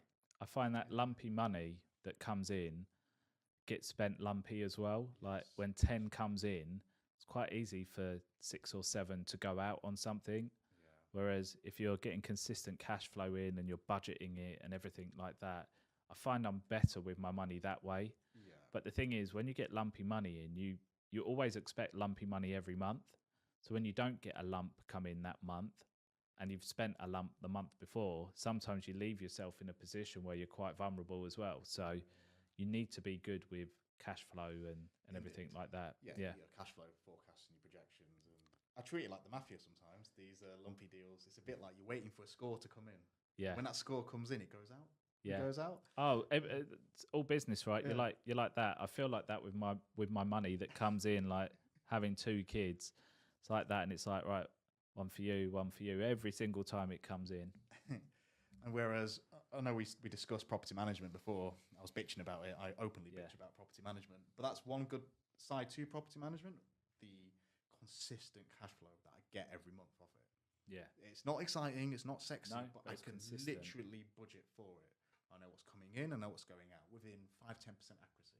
Yeah, and that is a pretty cool place to be in.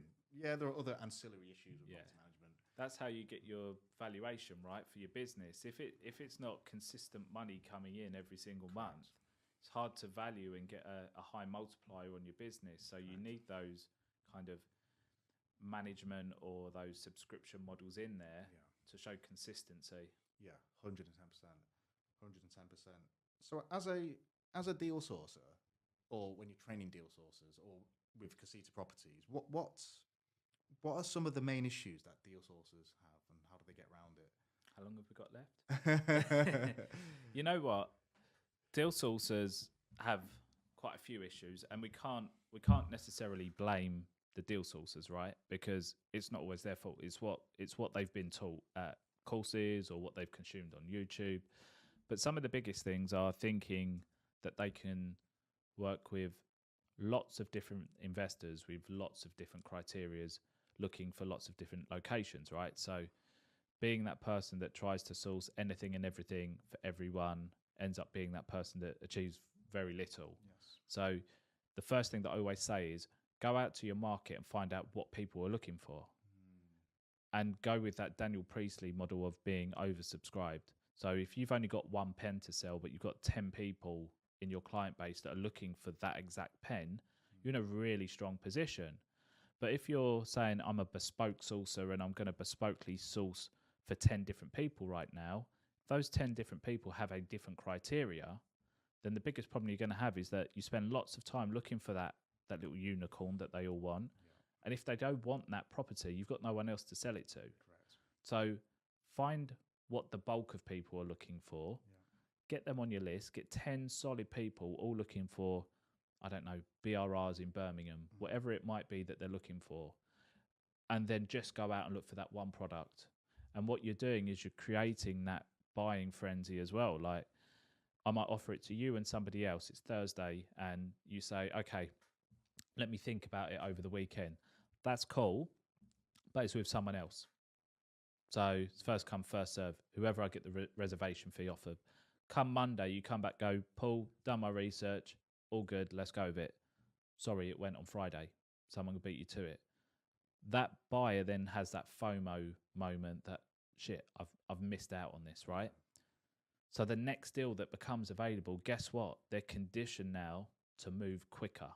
There's no, as long as this meets those financial criteria, which all the deals I'm going to present to you do, you need to make that decision quick. Otherwise, somebody else will take the next deal from you as well.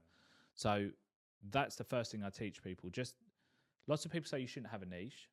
I disagree, because I built a business on having a niche.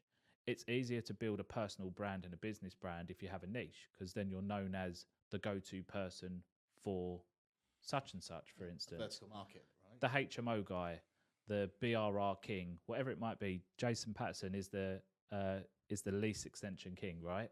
There's all these things, but you build that brand. Everyone knows who you are. They know what you're doing.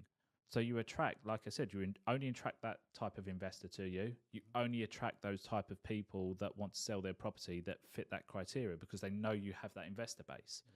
When you speak to estate agents, it's easier for them to register you with one set criteria of what you're looking for, rather than say, I know we spoke last week and I had a client, John, he was looking for a piece of land, but this week I've got Sarah and she's looking for a hotel. And then next week you've got somebody else who's looking for a block of flats.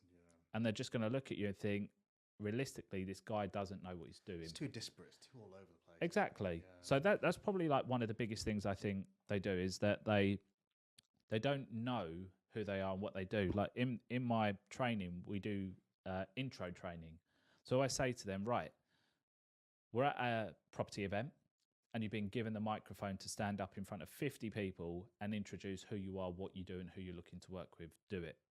And I put them on the spot and they're like, it's like, you got 30 seconds. The time's running out. You've got 50 people that you can talk to. And they're like, so my name is Paul Stapleton. I'm from Manchester. I've been a deal sourcer now for a couple of weeks. I'm looking for investors. And I go, rubbish. It's like, you need to be so quick. Who you are, who you're looking to work with, and how you're going to help them.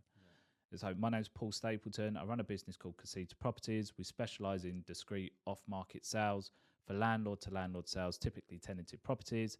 I'm here to work with anyone that is either looking to buy tenanted properties, or if you have a tenanted property that you're looking to sell, where you guys come see me after the event. And I was like, it has to be as simple as that, and you have to know it inside out. And the only reason you wouldn't be able to do that is if you don't know what it is that you're actually doing. 110%. So, and that's what many sources are. They don't know if they're rent to rent. They don't know if they're doing SA.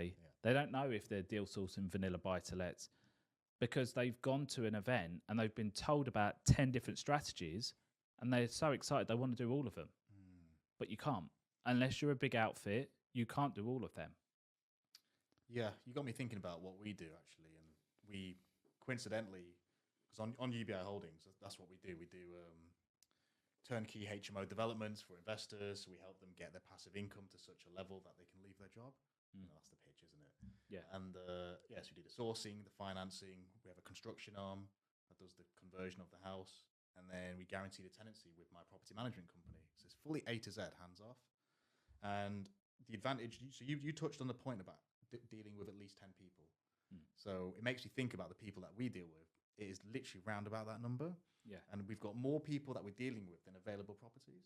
Perfect. Yeah. So then it can be a bit annoying sometimes, but it's the perfect balance. But it's a good problem to have, Yes. right? You'd rather it not be, you've got 10 available properties with only one person interested.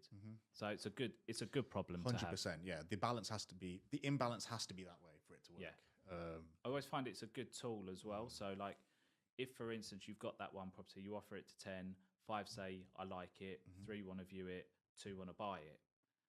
Only one can buy it, so they buy it, and then all of a sudden the other one's like, well, look, I'm really annoyed that I missed out on that deal. Cool, let me go and find you another one. Yes. And when you're speaking to those estate agents, you can say, look, I don't know if you know the property on 123 London Road that was up for sale. Oh yeah, that was with so and so. Yeah, perfect.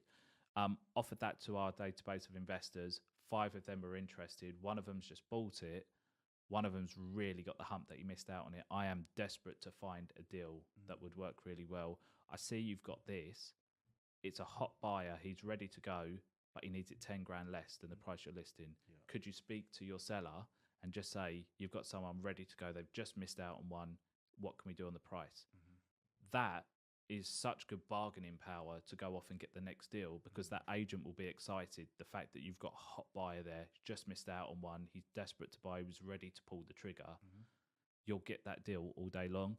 Or they'll start talking to you about the deal that they're going out to do the photos on, and they think, well, actually, we could sell this deal to them. We wouldn't even need to launch it to market, which means we don't have to do viewings. We don't have to answer the phone. We get our full 2% without lifting a finger. So £1 per hour return on investment is exceptionally high on that deal. It's amazing at that point. Exactly. Yeah.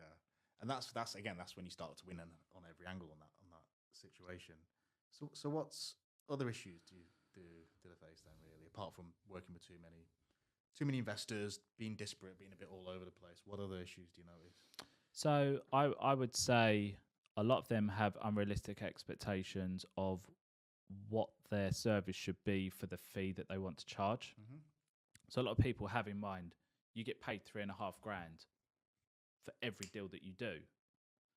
But that's not true, right? It has to be a fair exchange, right? So if I tell you I'm looking for 3-bedroom houses in Manchester, and all you do is go out and send me loads of Rightmove links, is that realistically worth £3,500 if it's something I could do myself?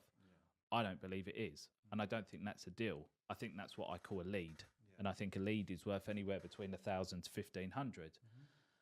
But if I'm bringing some value to it, to say, look, this is on Rightmove, but I did go and view it on Saturday. I met the owner. I can get this 20 grand cheaper. And I've identified that there's a couple of things that need to be done, and here's the quotes for them. I think that's worth 3.5 grand. You put the time, you put the effort, you provided a service.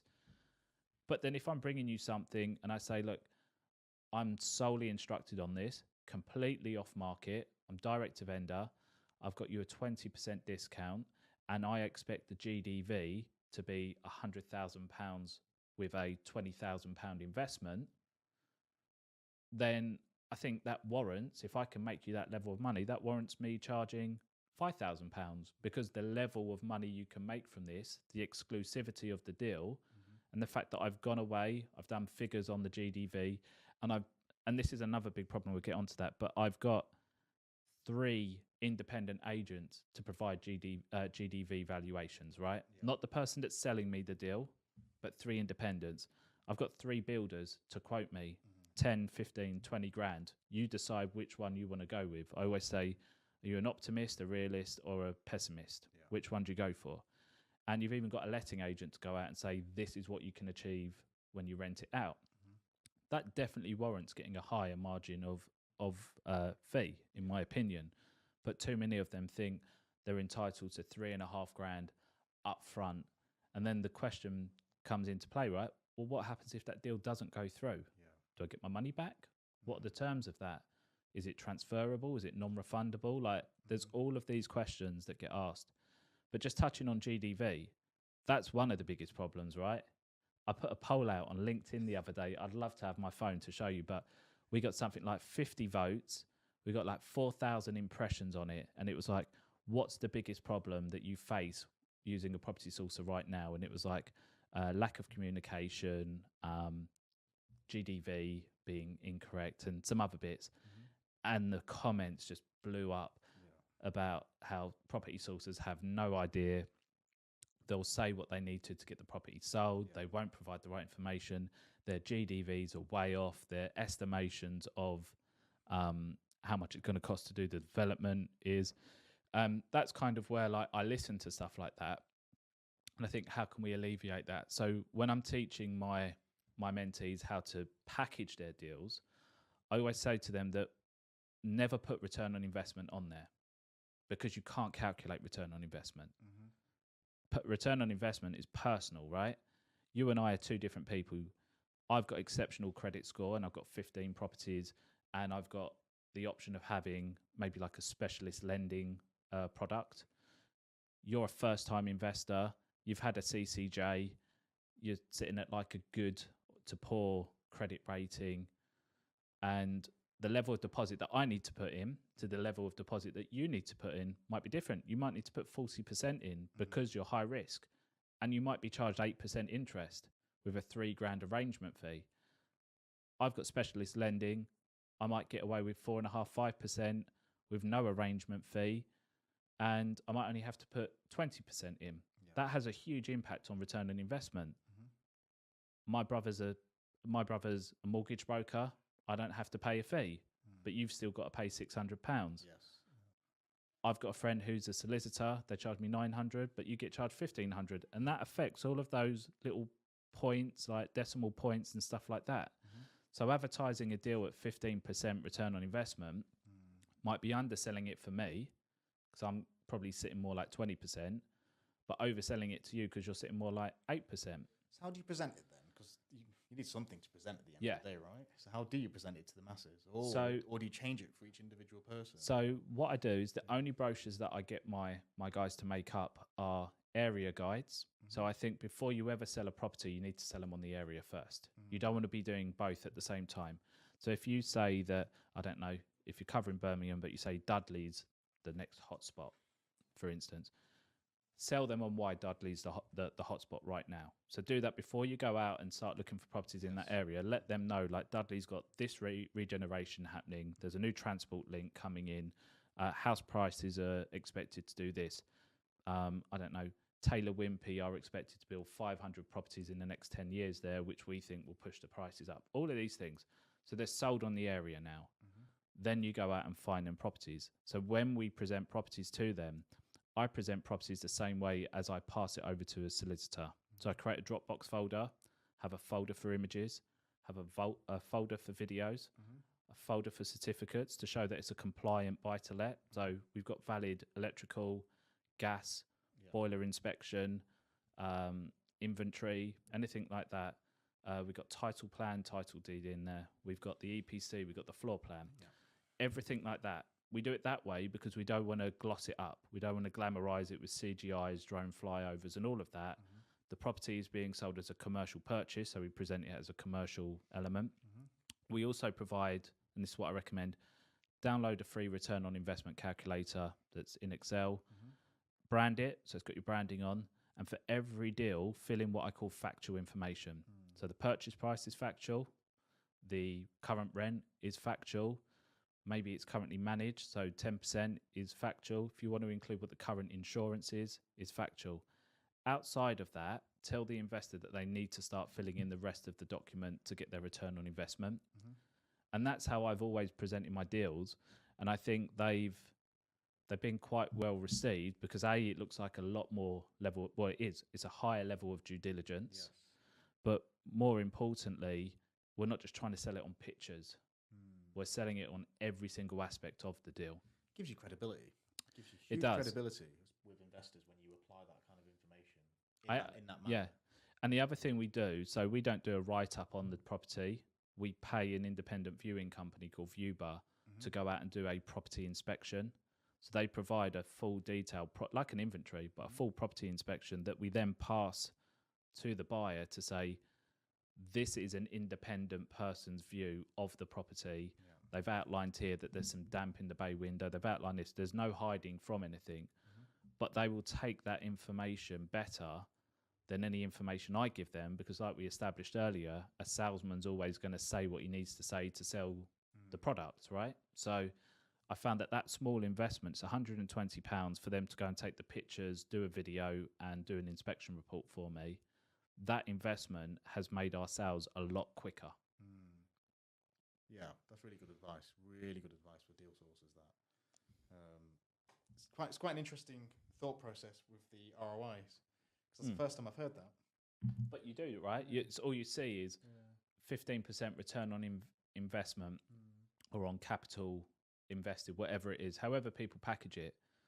But it's just impossible to get that exact for someone until they fill in the sections themselves. So they need to know what they're paying in legals. They need to know what they're paying their mortgage broker. Once they find out the product that they're getting a decision in principle on, then they can put the arrangement fee and what the interest payments are going to be. Yeah. So until you've got all that information, you can't truly work it out. So I've only ever sold based on yield, gross yield. Yes. Not even net. Yeah. Gross. It's up to you to work out net because I don't know if you're going to self-manage or if you're going to use someone. That 10% is massive when it comes to working out your net yield. So there's so many variables, but I think the best thing for sources is to take away the liability. So when I get information on the property, it either comes from a third party or it comes directly from the seller. And I get the seller to sign that document after to say that they've provided the information to the best of their ability. It's 100% accurate and that we haven't provided that information. Yeah. So that if anything does happen post-completion, they won't say, well, Casita Properties told me this. Well, actually, here's the signed document that we provided you to say all of our information was given to us via the seller. Yeah, it's your liability at that point, isn't it? Yeah. So Casita. So you got Casita. Yeah. And I don't know where to start with your multiple businesses, Paul. Talk to me about your other businesses then. So we've got Casita Properties. So that's kind of what that does. And the money that comes in from that, we then invest using a strategy called assisted sales. So I'm open enough to say that I don't buy and hold properties. So I don't have a portfolio. That's not because we can't afford it. It's because it doesn't fit the motivation of what I need in my investment. So I like to move quick. I like to turn my money over multiple times. Probably in another life, I should have been a stockbroker. But when I do assisted sales, it means that I can do more deals in the course of a year because I'm not wasting time on legals. It means that I can use the same pot of cash maybe 2-3 times in a year. The return on investment is higher because I'm not having the associated purchasing costs. So like the stamp, the legals, the interest on the mortgage or the bridging or whatever it might be. And I'm not open or exposed to anything that could go wrong if I did purchase that property and be stuck with it. Are you saying you're not a landlord at all then? No. Really? No. Not yet. Yeah. At some point, I'm going to go into commercial. Yeah. But for me to park my money, it needs to be when I've got the exact amount of money needed to purchase a building that can give me the passive income I want for my retirement. Yeah. For me to reach that passive income amount in buying houses every year, I would need hundreds of houses and have hundreds of headaches. You're right. Yeah. You're right. You've done the ROI exercise. Yeah. So I can, if I started out, if I started out with 50 grand, say, 50 grand would buy me 150 grand house, right? With deposits and everything like that. And that would what? So 50 grand. Yeah. 150 grand, yeah. So that's to purchase that house. Let's say I put 20% in. So 30 grand. Then we've got stamp, we got legals, we got everything attached to it. We're probably spending the best part of 38, 39 grand, probably. Now that house, what?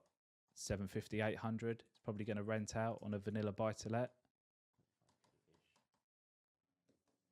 Rent out for 750, 800. Yeah. We take off our mortgage, might be about £200 on or £300 on a interest only. About 300-ish. Yeah, and then 120k, minus 300. Yeah, and then 10% for management, so £75. Minus 10%. Another 10% for, let's say, sinking fund, rainy day pot.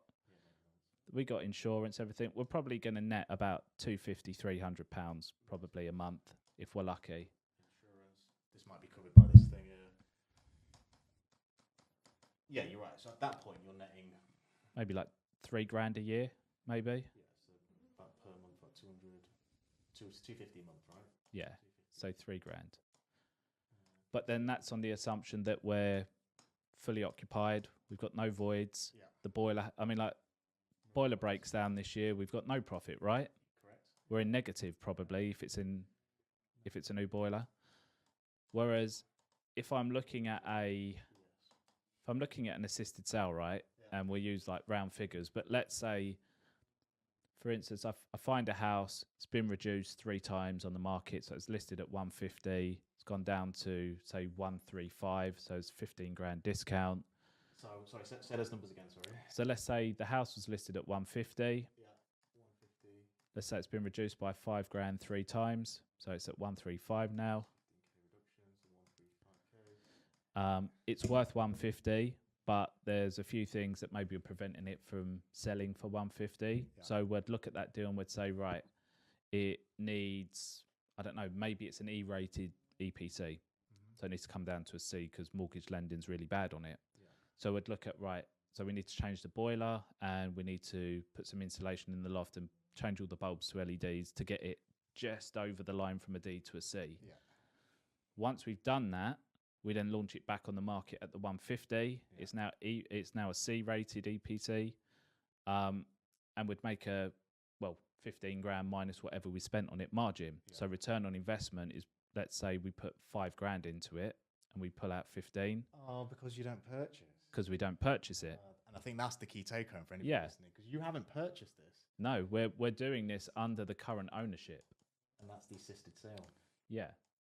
So we've done some where we've literally just had to paint the house. Essentially, you start at this point, but you still haven't paid for anything, so you're only paying for the works. Yeah, there's no legals, there's no stamp, there's no mortgage interest, there's no bridging finance. So your ROI essentially is works plus obviously other fees, right? Works plus ancillary costs. It just works. There's no solicitors, there's no estate agency fees.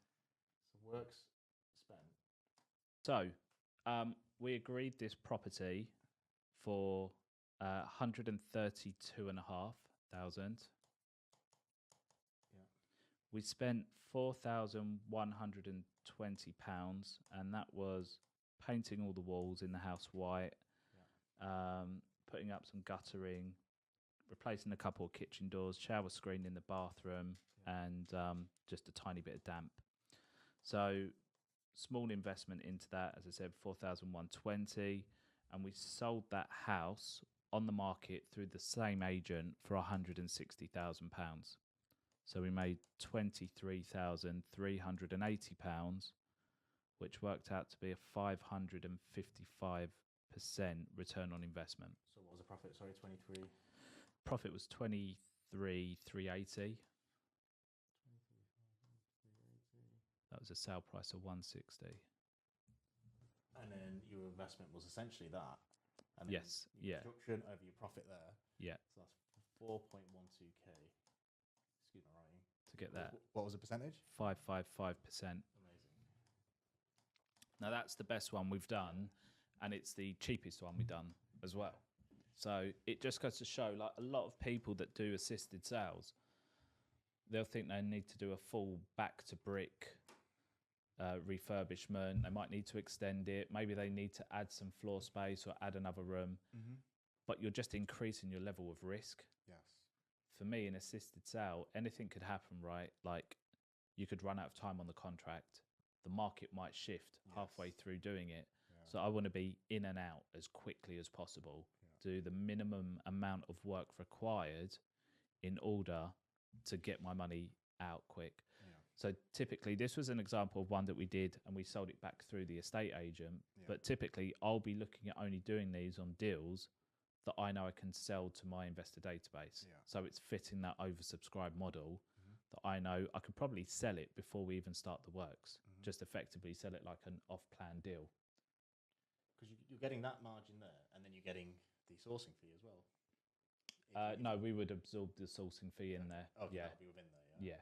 And then for somebody, so if I am a landlord, if I wanted to sell one of my properties and you approached me and presented this model, how do you present that to a landlord? What's the pros for a landlord? So typically we'd go at it and say, look, there's a reason why this property hasn't sold. What's been the feedback? Yeah. and again, this is like the skillful questions that we mentioned, and they'll say, well, a lot of people have been put off by this and that and this and that, or we've had offers but it came in lower, or maybe it's been downvalued, whatever it might be. And we go, okay, and all we're doing is we're just building up our pitch to enhance what they're saying. And then we say, well, look, we're looking at this, what do you need? And they'll say, we need this amount. And we go, well, look, it's not going to work if it's someone purchasing it to flip it, because all the profit's going to be lost in purchasing costs. We can flip it, but we can do all the works while you still own it.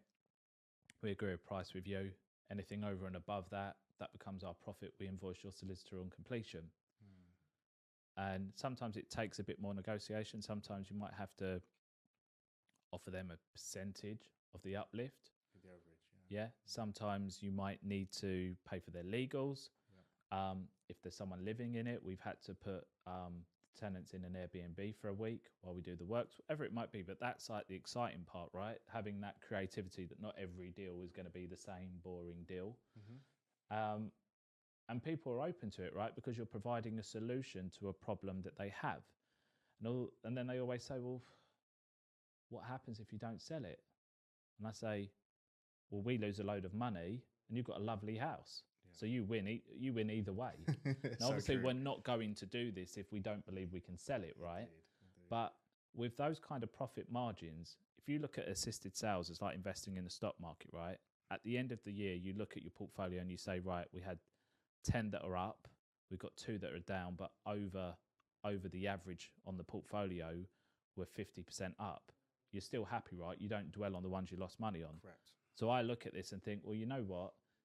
If 1 in 10 potentially didn't work, that's okay, but we made on average 200% per deal, yes, I'll probably be sore for a week, but then after that, I'll find another deal to make up the money. Yeah, so you can't win on every deal as long as you're winning on the majority where you make a profit. So. But how many people go to auction, buy a property without viewing it, and then they buy it and it's worse than they thought, and there's no money in it, and then you're left with the asset. So yes, we might lose a little bit of money, but it's nowhere near the money people are losing when they're buying a property where they're inexperienced and buying the wrong property. It's way lower risk. So much lower risk on this. It's fascinating. There is risk. Look, everything's got risk, right? And I'm the even sourcing, right? I've had deals where I've not been paid on sourcing. And you learn from that experience. You learn why you didn't get paid, and you just ensure that next time you've put the appropriate measures in place to prevent that from happening. And it's only been once. I've only ever not got my sourcing fee once. Was the contract not signed properly? Did somebody do it in a company name and shut the company down? Exactly that. Yeah. So again, it's naivety. This is like 4.5 years ago now. And that's how you learn. Yeah, they had it in a limited company. They said that we could have it at a cheap price because they were shutting the company down, and we got a good price, and we were enticed by a 12 grand fee. Come completion, and we sent the invoice to the solicitor. They said, well, you're going to have to invoice the seller because all the funds have been sent to them. And we went, well, no, we told him that we get paid from the solicitor. They never answered the phone number was disconnected, and they basically put the company into liquidation day after they completed. Really? So we learnt from that, and it was hard. It was a hard pill to swallow. But what we learned is, if anything's owned in a limited company name, we need visibility that there's further assets in the business that could cover our fee. And if there isn't, then we looked into it, spoke to our solicitor. We said, how can we prevent this from happening? And they said, you have to do something that's called an irrevocable undertaking of fee. So essentially, the solicitor agrees to undertake that fee. Therefore, your money is paid to you first before the remainder is sent to the seller. So kind of like what the position that the mortgage lender is in as well. Like, they get paid before the seller gets paid. Anybody else, you're first in line. So that was really good for us to learn that way, because that not only benefited us on those kind of deals where they're with limited companies, but it also benefited us on the deals where there were big margins. So like, if we did a block of flats and we were making like a 60 grand fee, it would be like, right, we should probably protect ourselves here and get an irrevocable undertaking on that particular deal as well. Yeah. Yeah, it's learning is an expensive game. It can be really, really, really expensive. Either way, you're going to pay in legal fees to either get it done right the first time, but you don't know what you don't know. No, And really, most of us really have to learn through experience. And just look right. Some yeah, people will pay £12,000 to be taught what to do in property, right? yeah, But when you're taught only what to do in property and you're not taught what not to do in property, you spend that 12 grand, then you'll go on to lose another 12, 15, 20 grand yeah, in making mistakes. yeah, So, how I see it is it's all an investment into my education. yeah, The difference is I didn't have that education in the classroom, I had it in the real world. yeah, And by having it in the real world and having it hurt me, yeah, and at that time 12 grand was I mean, like, 12 grand is a lot of money to anyone, right? It doesn't matter yeah, if you're a millionaire or not, but 12 grand was a hell of a lot of money to me 4.5 years ago. yeah.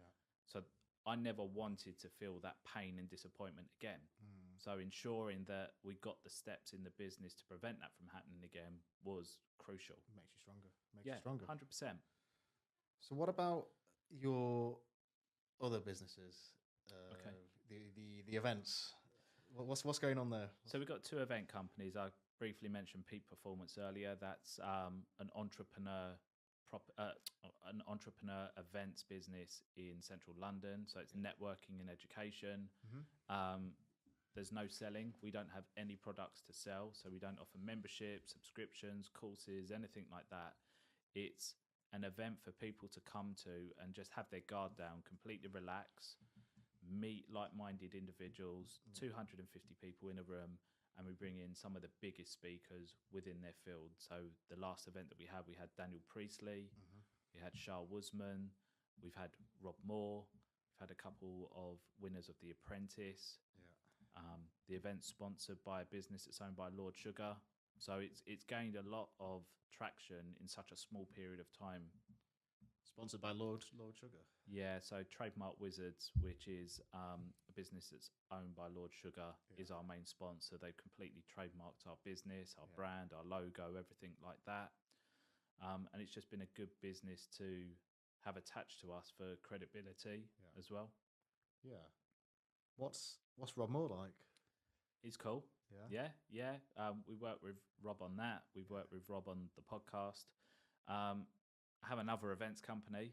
So I have Training Made Simple events. And that is based around education and mentorship. So we've got our next event in June coming out called the Property and Entrepreneur Summit. Rob's speaking at that event as well. Again, I've tried to create an event like no other. So pure value again, no pitching, no courses. You're coming to see people that ordinarily you would be used to telling you to run to the back of the room and pay 10 grand for a course. But this is going to be them in a different environment, seeing them in a different light. They're speaking for somebody else's event. So it's going to be a lot more relaxed for them. First half of the day is all focused around property. So it kicks off with Andrew and Ranjan from Baker Street Property Mate. They're going to be focused around 10 ways that you can use PD to do commercial to resi development. So really exciting. I'm next. I'm going to be talking about creative ways of investing into property without owning it, similar to what we just discussed. After me, we have Jackie Tomes. She's an expert in raising investor finance to fund property transactions. So something that everyone's looking to do right now, finding those angel investors. And then we've got a great panel of property professionals. So we've got Saj Hussain, we've got John Howard, we've got Hayley Andrews, and we've got Michelle Cairns from the YPN magazine as well. We break, we've got an hour and a half worth of networking. We've got some great sponsors there that you can build your power team with. And then after that, we've got Rob Moore kicking off. So he's going to kick off on the entrepreneur side. So he's going to be talking about millionaire mindset, the mindset you need to be a good business owner, defeating limited beliefs, imposter syndrome. We've got Dave, the sales angel. So he's going to be talking about sales, objection handling, how to negotiate your deals. We've got Aaron Branch, who's a master of social selling, so Facebook ads and short form video content. And then we finished today with Daniel Priestley talking about lead generation and scaling your business. So huge amounts of value. Daniel in Priestley, one. he was on Stephen Bartlett in February. Stephen Bartlett's. Yeah. So, and we actually got confirmation from Daniel the day before that went live. So it was perfect timing. We amazing. announced him on the day that he was on Diary of a CEO. Mint. So that actually got a lot of eyes on him from people within our network that never heard of him before. And watching that podcast, which is for me one of the greatest podcasts I've watched, I learned so much from that. They're kind of like, yeah, we're going to come just for him. So huge amount of value, huge amount of knowledge to be had at the event. As I said, our biggest thing is that it's a no pitch promise from stage. So there's no pitching on stage, which is what I want the event to be about. I want people that, if you're interested in any of the sponsors that are offering product, services, or education, you have a choice to go to them. If you're not interested in it, you don't go to them and you just network. But if you are interested, you go to them. But the main thing is that you're not being pitched on a stage. You're just sitting there and you're taking pure value from every one of those speakers who are the top people in their industry. And then we've got 100 tickets that are VIP. So at lunch, we have a VIP networking room, got waiting staff doing a meal, and you're in a room full of the guest speakers and all of our VIP guests that we've invited as well. So again, more people within the property industry that are at the top of their game. So it's a really valuable room for anyone that wants to come to be in as well. So if you're not doing pitching, you're not going to be doing the music where people are standing up and dancing and high-fiving each other? There's no walking on hot coals. There's no high-fiving the person next to you and all of that. It's that loses me. It really loses me when I'm the same. I'm the same, and I get it motivates. It motivates certain people, but for me, I just want to come and take value from each person. So I built the event that I would love to attend. Exactly. I probably won't enjoy it as much as the audience will, because I'm just going to be ensuring that everything's going smooth, everyone's having the best time. But I'll record the event, so I'll get to watch it back. But I'm really excited about that, buzzing. It's 400 people in a room as well, so 400 property enthusiasts in one room. So that's a summit, right, that you're doing? That's the Property and Entrepreneur Summit. Property and Entrepreneur Summit. And then you do the quarterly event as well, right? For peak performance, which is just purely entrepreneurship. So it's not property related. Okay.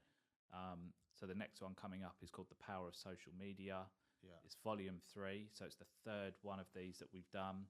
And it's going to be all about leveraging social media to sell your business, your service, your product. That's the July event. It's the July event, peak performance. I think everyone needs that. Everyone needs to know how to get more sales from their business using social media. It's a key thing. I just love it when I do podcasts with people. I'm like a salesman's dream, and I was picking your brains before, and I'm just really invested in what you're saying. I'm just making a few notes as Glad. well. I'm going to make sure I come down to June and July, definitely. Wicked. Take some of my staff as well, really, so they can learn. It'll be great. So if anybody's listening, I'd highly, highly recommend going to them. Highly recommend. Click the link below. Yeah, definitely, definitely. But that's exciting though, and I really respect the fact that you're making it in the format that you would enjoy it.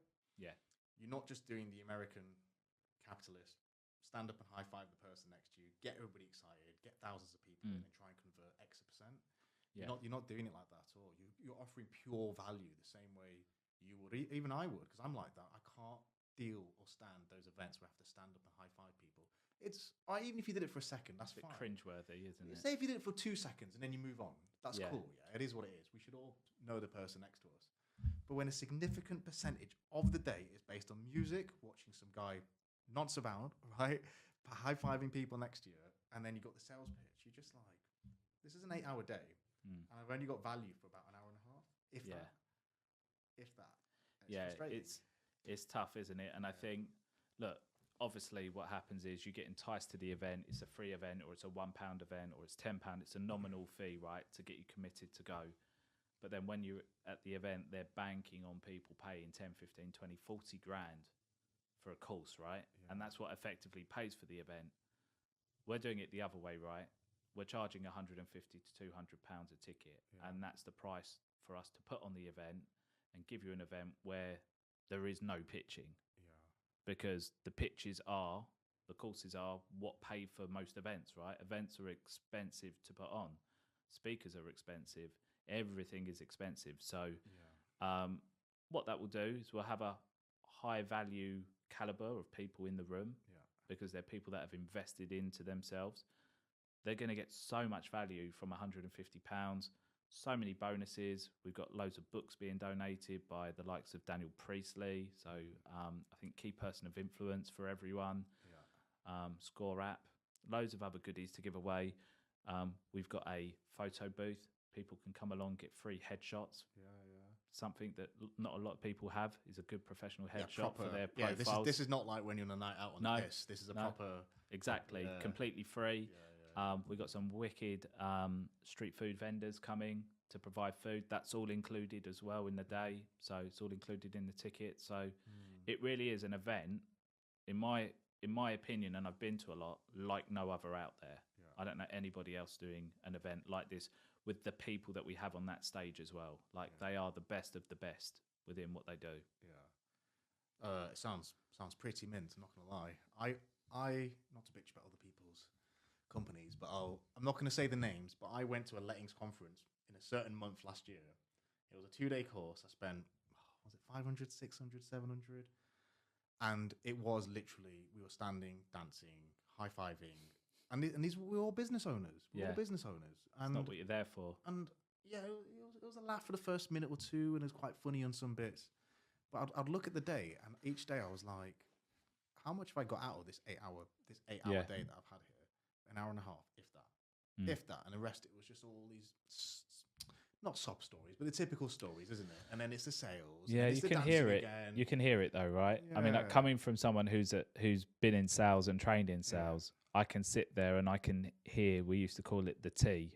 So it's like when you put the tee in and then you put the ball on before you hit it. Yes, the tee up. And you would hear the tee up and you just know what's coming and you're looking around the room and it's almost like people are like levitating out of their seat towards that person. Like they're being sucked into it. And I get it. It's business, right? Yeah. But it depends what you're putting the event on for. For me, it is a business still, but it's not a business at the expense of people spending their hard-earned cash and not getting that return on investment. If people want to go on and you're providing enough value on stage, well, then they'll connect with you after and they'll find out what it is that you offer, right?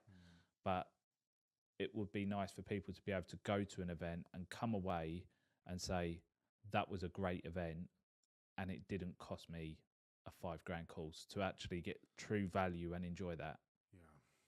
Yeah. There's it's integrity, isn't it? How you deliver something. I think you framed it perfectly. Would I enjoy going to my own event?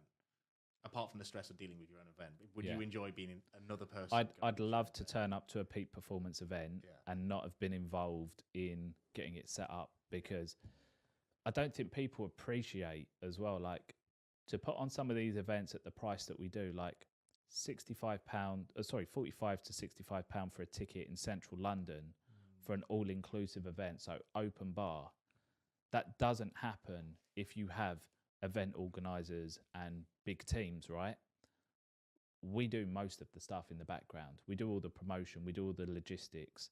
We even drive the van up there with everything in and empty it ourselves, because we want to be in a position where we're attracting our target audience. Our target audience aren't these multi-million-pound business owners. No. It's the people that are small to medium-sized entrepreneur businesses that want to grow and scale into a much bigger business.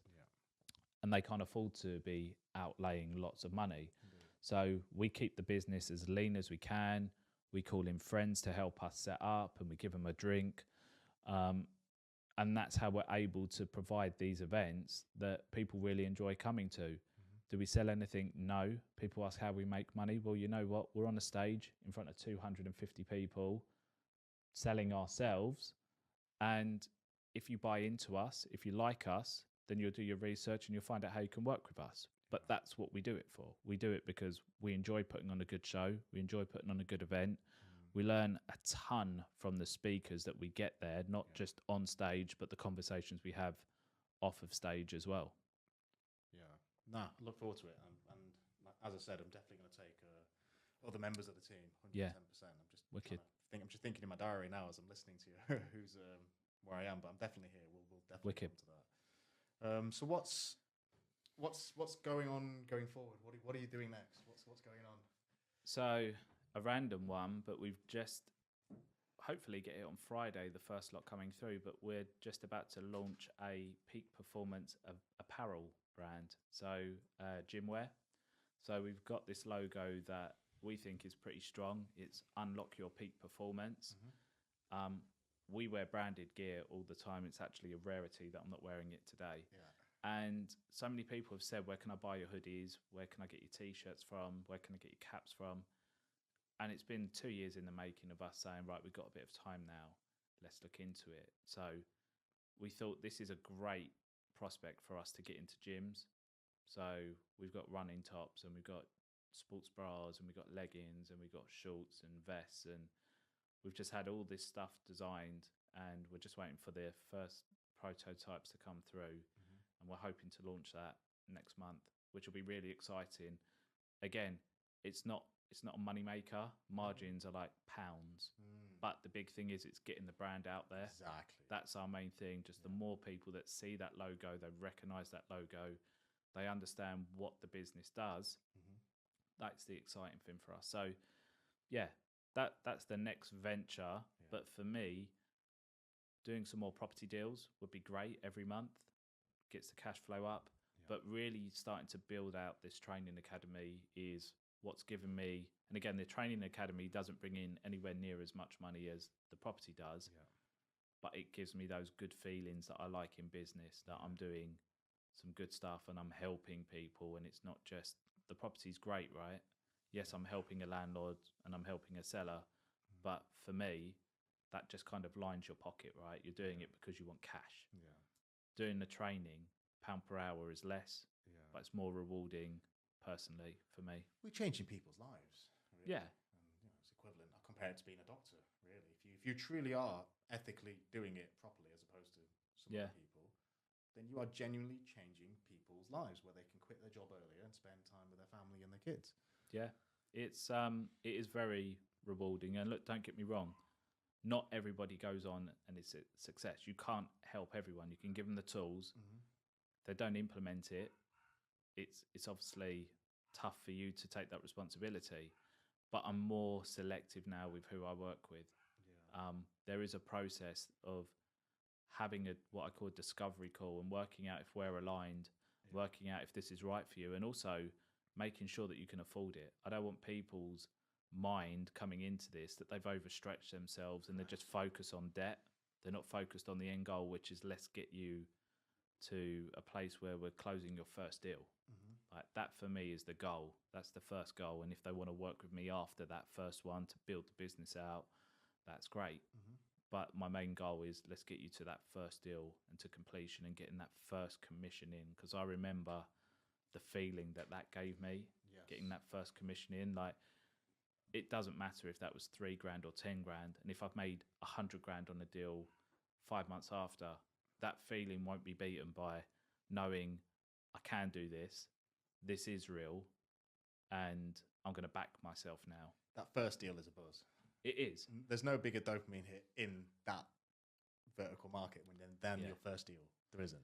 But the first transaction isn't always the first deal. That's the thing that a lot of sourcers really struggle with, is that they think, I'll do this first deal, and if it completes, I'll go all in. No, that's the but mindset. They're putting all their money on one horse, right? And if that horse falls at the first hurdle or the second hurdle or just before the final finish line, that's even worse. Because this happens, right? You know how it is. That can be like the nail in the coffin that they're not going to do it anymore. So my main thing is, you got one deal, well done, proof of concept, you can win instructions. Let's progress that, but let's get another 5 in the pipeline. And let's base it on 50% fall through rate. That's not reality, but if you're having lower expectations and achieving higher results, then that's putting you in a strong position. Most of them will just see that first deal, and if that first deal doesn't happen, then they give up. They give up. Do you know what? That's a really good point. I never really thought about it like that until you said that. You're right. Most people will give up, won't they? If you imagine, like, most deals take 3 months, right? Let's just say, especially your first deals, you're not used to progressing that deal. So it's going to take 3 months to go from selling it to completing it, right? if you are waiting for that first deal to see how that goes and that doesn't go your way, you then have to press the restart button to go and find another deal and wait another 3 months. Whereas if you go full steam ahead and you get 5 deals in the pipeline and that first deal comes and you get $3,000 in, you're not waiting another 3 months. You should be having like a domino effect where it's every other week you've got $5,000 coming in. And you just have to consistently keep that pipeline level up. Just always make sure one comes off, top it up with two. One comes off, top it up with two. Correct. Easier said than done. But again, that dopamine hit is everything. And also having mini goals and mini dopamine hits along that way. That's why I think sales progression is really important, because you build out that timeline of different milestones. And every time you hit a milestone, that's a mini win. So like, right, we really need to work hard on getting this valuation booked in. Right, we really need to chase that mortgage offer in. Searches have not been in. Right, we need to get onto the local authority to chase those in. Maybe we're waiting on, I don't know, the exchange. We need to chase that. And they're all little mini wins, ticks that you're doing on your tick box. And they can help you stay motivated on the way so that you're not always waiting for that end goal, which is the money. Yeah, having the milestones built in place to drive the sales progression. Exactly. Yeah. Exactly. Yeah. Paul, I feel I can chat to you for hours, mate. We've got some time tonight with a beer anyway. Yeah, I said to you before, I can't stay up. The last networking event, we were out till like 1 a.m. Wow. Yeah. I don't think I can I'm do past that now. I'm past that. Yeah. Only flew back in yesterday from Colombia. So, I know. so I'll have a few definitely after, and I'm sure, there's no doubt we could continue this for a long time. This is the quality of content that we've discussed today has been very high level. So I've enjoyed it. Wicked. Yeah, it's been a good podcast. And I think anybody listening would have learned a lot. I mean, I learned a lot, which means a lot of other people will learn more. So yeah, great Wicked. content. And thanks for coming up. That's all right. And look forward to doing some more bits with you, mate. Wicked. Cheers. All right, mate. All the best.